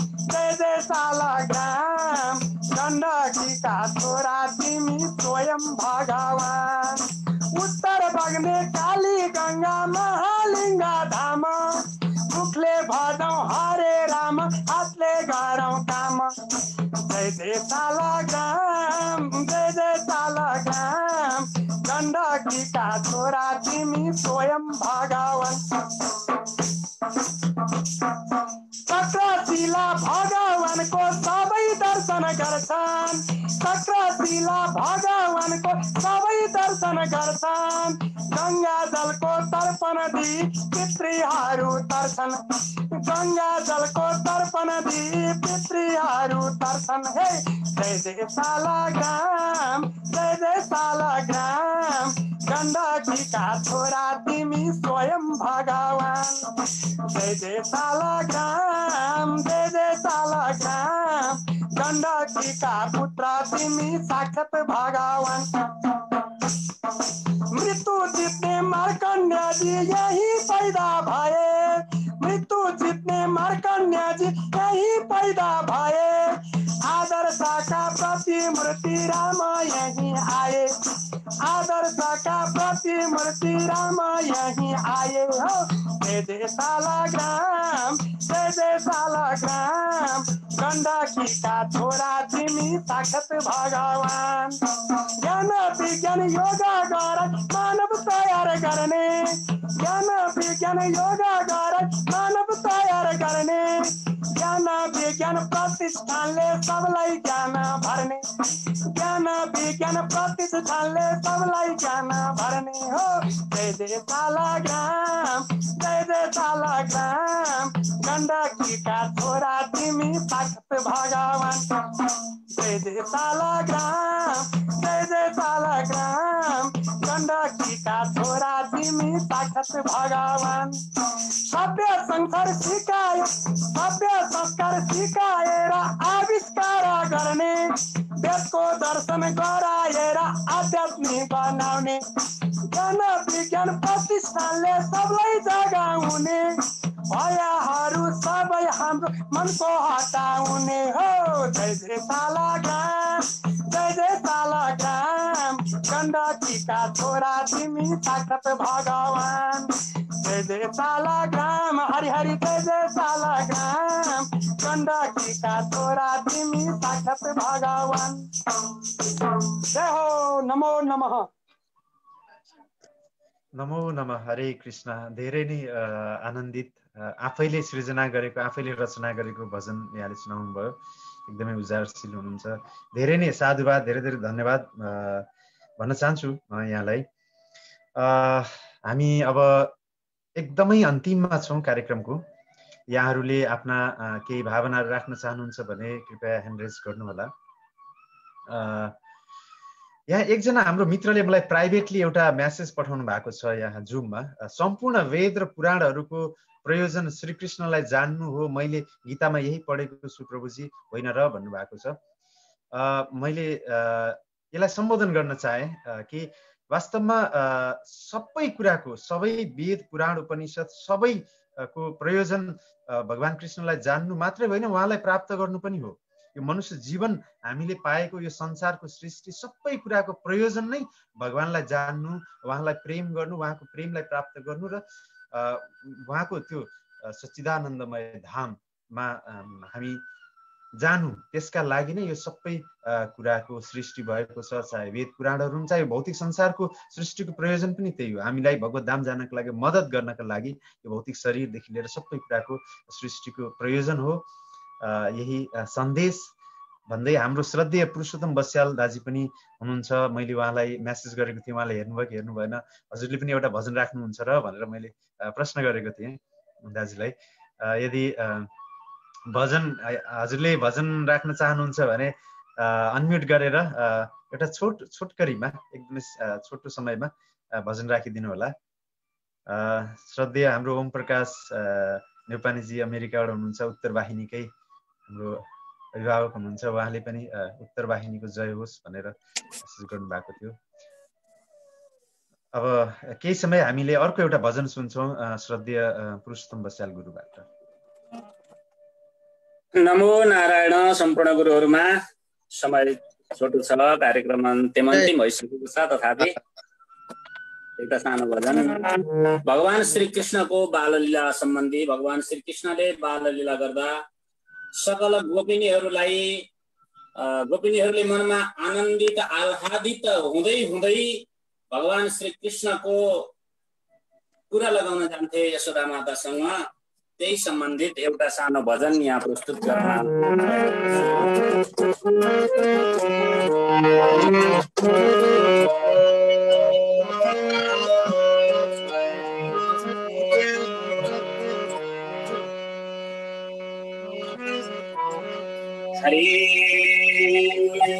छोरी अन्य छोरी उदो महिमा चाहे, मोनी छोरी अन्य छोरी उदो महिमा चाहे, गोपिनीले सोधसो कुरा लाउनाए, नौनी छोरी हन्डी फोडी उदो महिमा चाहे, गोपिनीले सोधसो कुरा लाउनाए।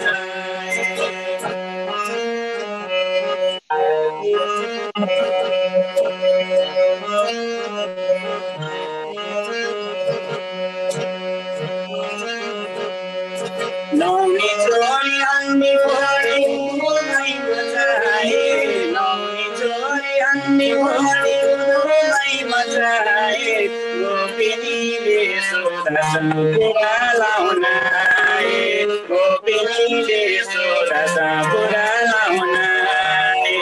सँगी साथी बटुलेर जमात पनि जाने, सँगी साथी बटुलेर जमात पनि जाने, लुकाएका हन्डी पनि भेटी नहुने खाने, लुकाएका हन्डी पनि भेटी नहुने खाने।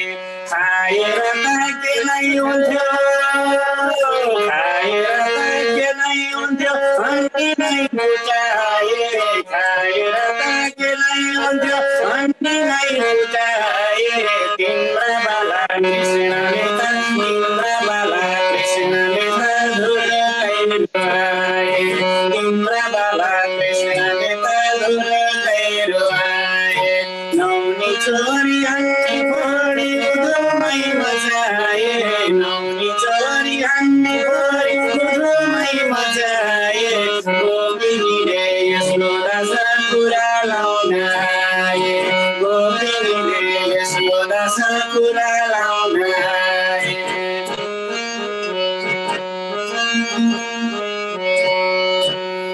खाता बनाए राख्यौं घर माथि।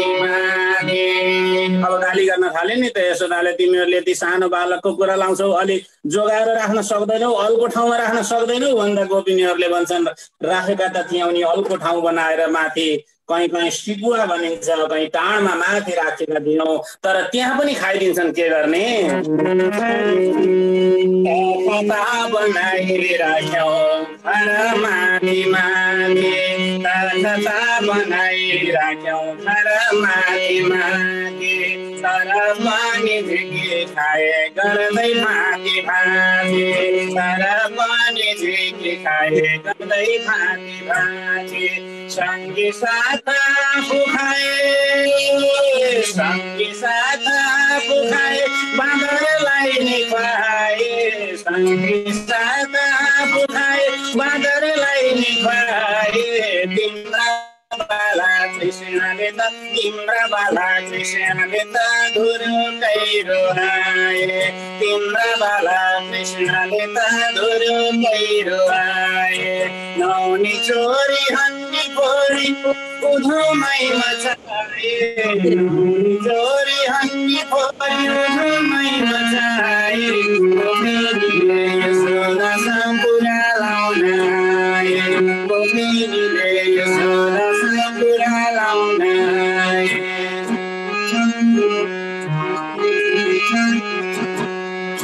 गाई दुहुने बेला नभई बाछा फुकाइदिन्छन्। तिमीहरूलाई सघाउन आएका हुन् नि त, गाई दुहुने बेलामा बाछा खोलिदिएर भन्दा होइन होइन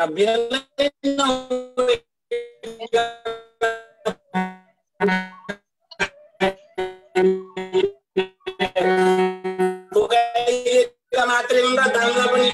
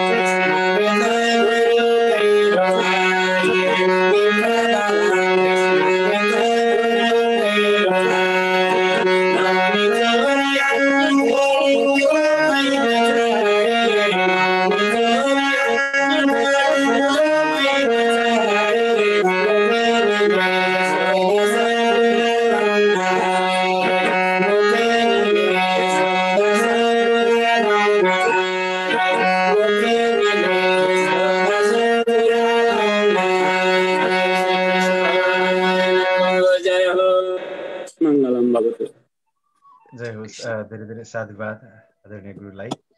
अब हामी कार्यक्रमको एकदमै अन्तिममा छौँ। यहाँहरू सबैलाई धेरै धेरै धन्यवाद भन्न चाहन्छौँ। भोलि पनि पुनः 6:30 बजे सन्ध्या समय यहाँहरू समक्ष हामी उपस्थित हुनेछौँ। यहाँहरूले पक्कै पनि प्रत्येक दिनका यी आध्यात्मिक चर्चाहरूलाई सुनेर लाभ अवश्य लिनुभएको छ।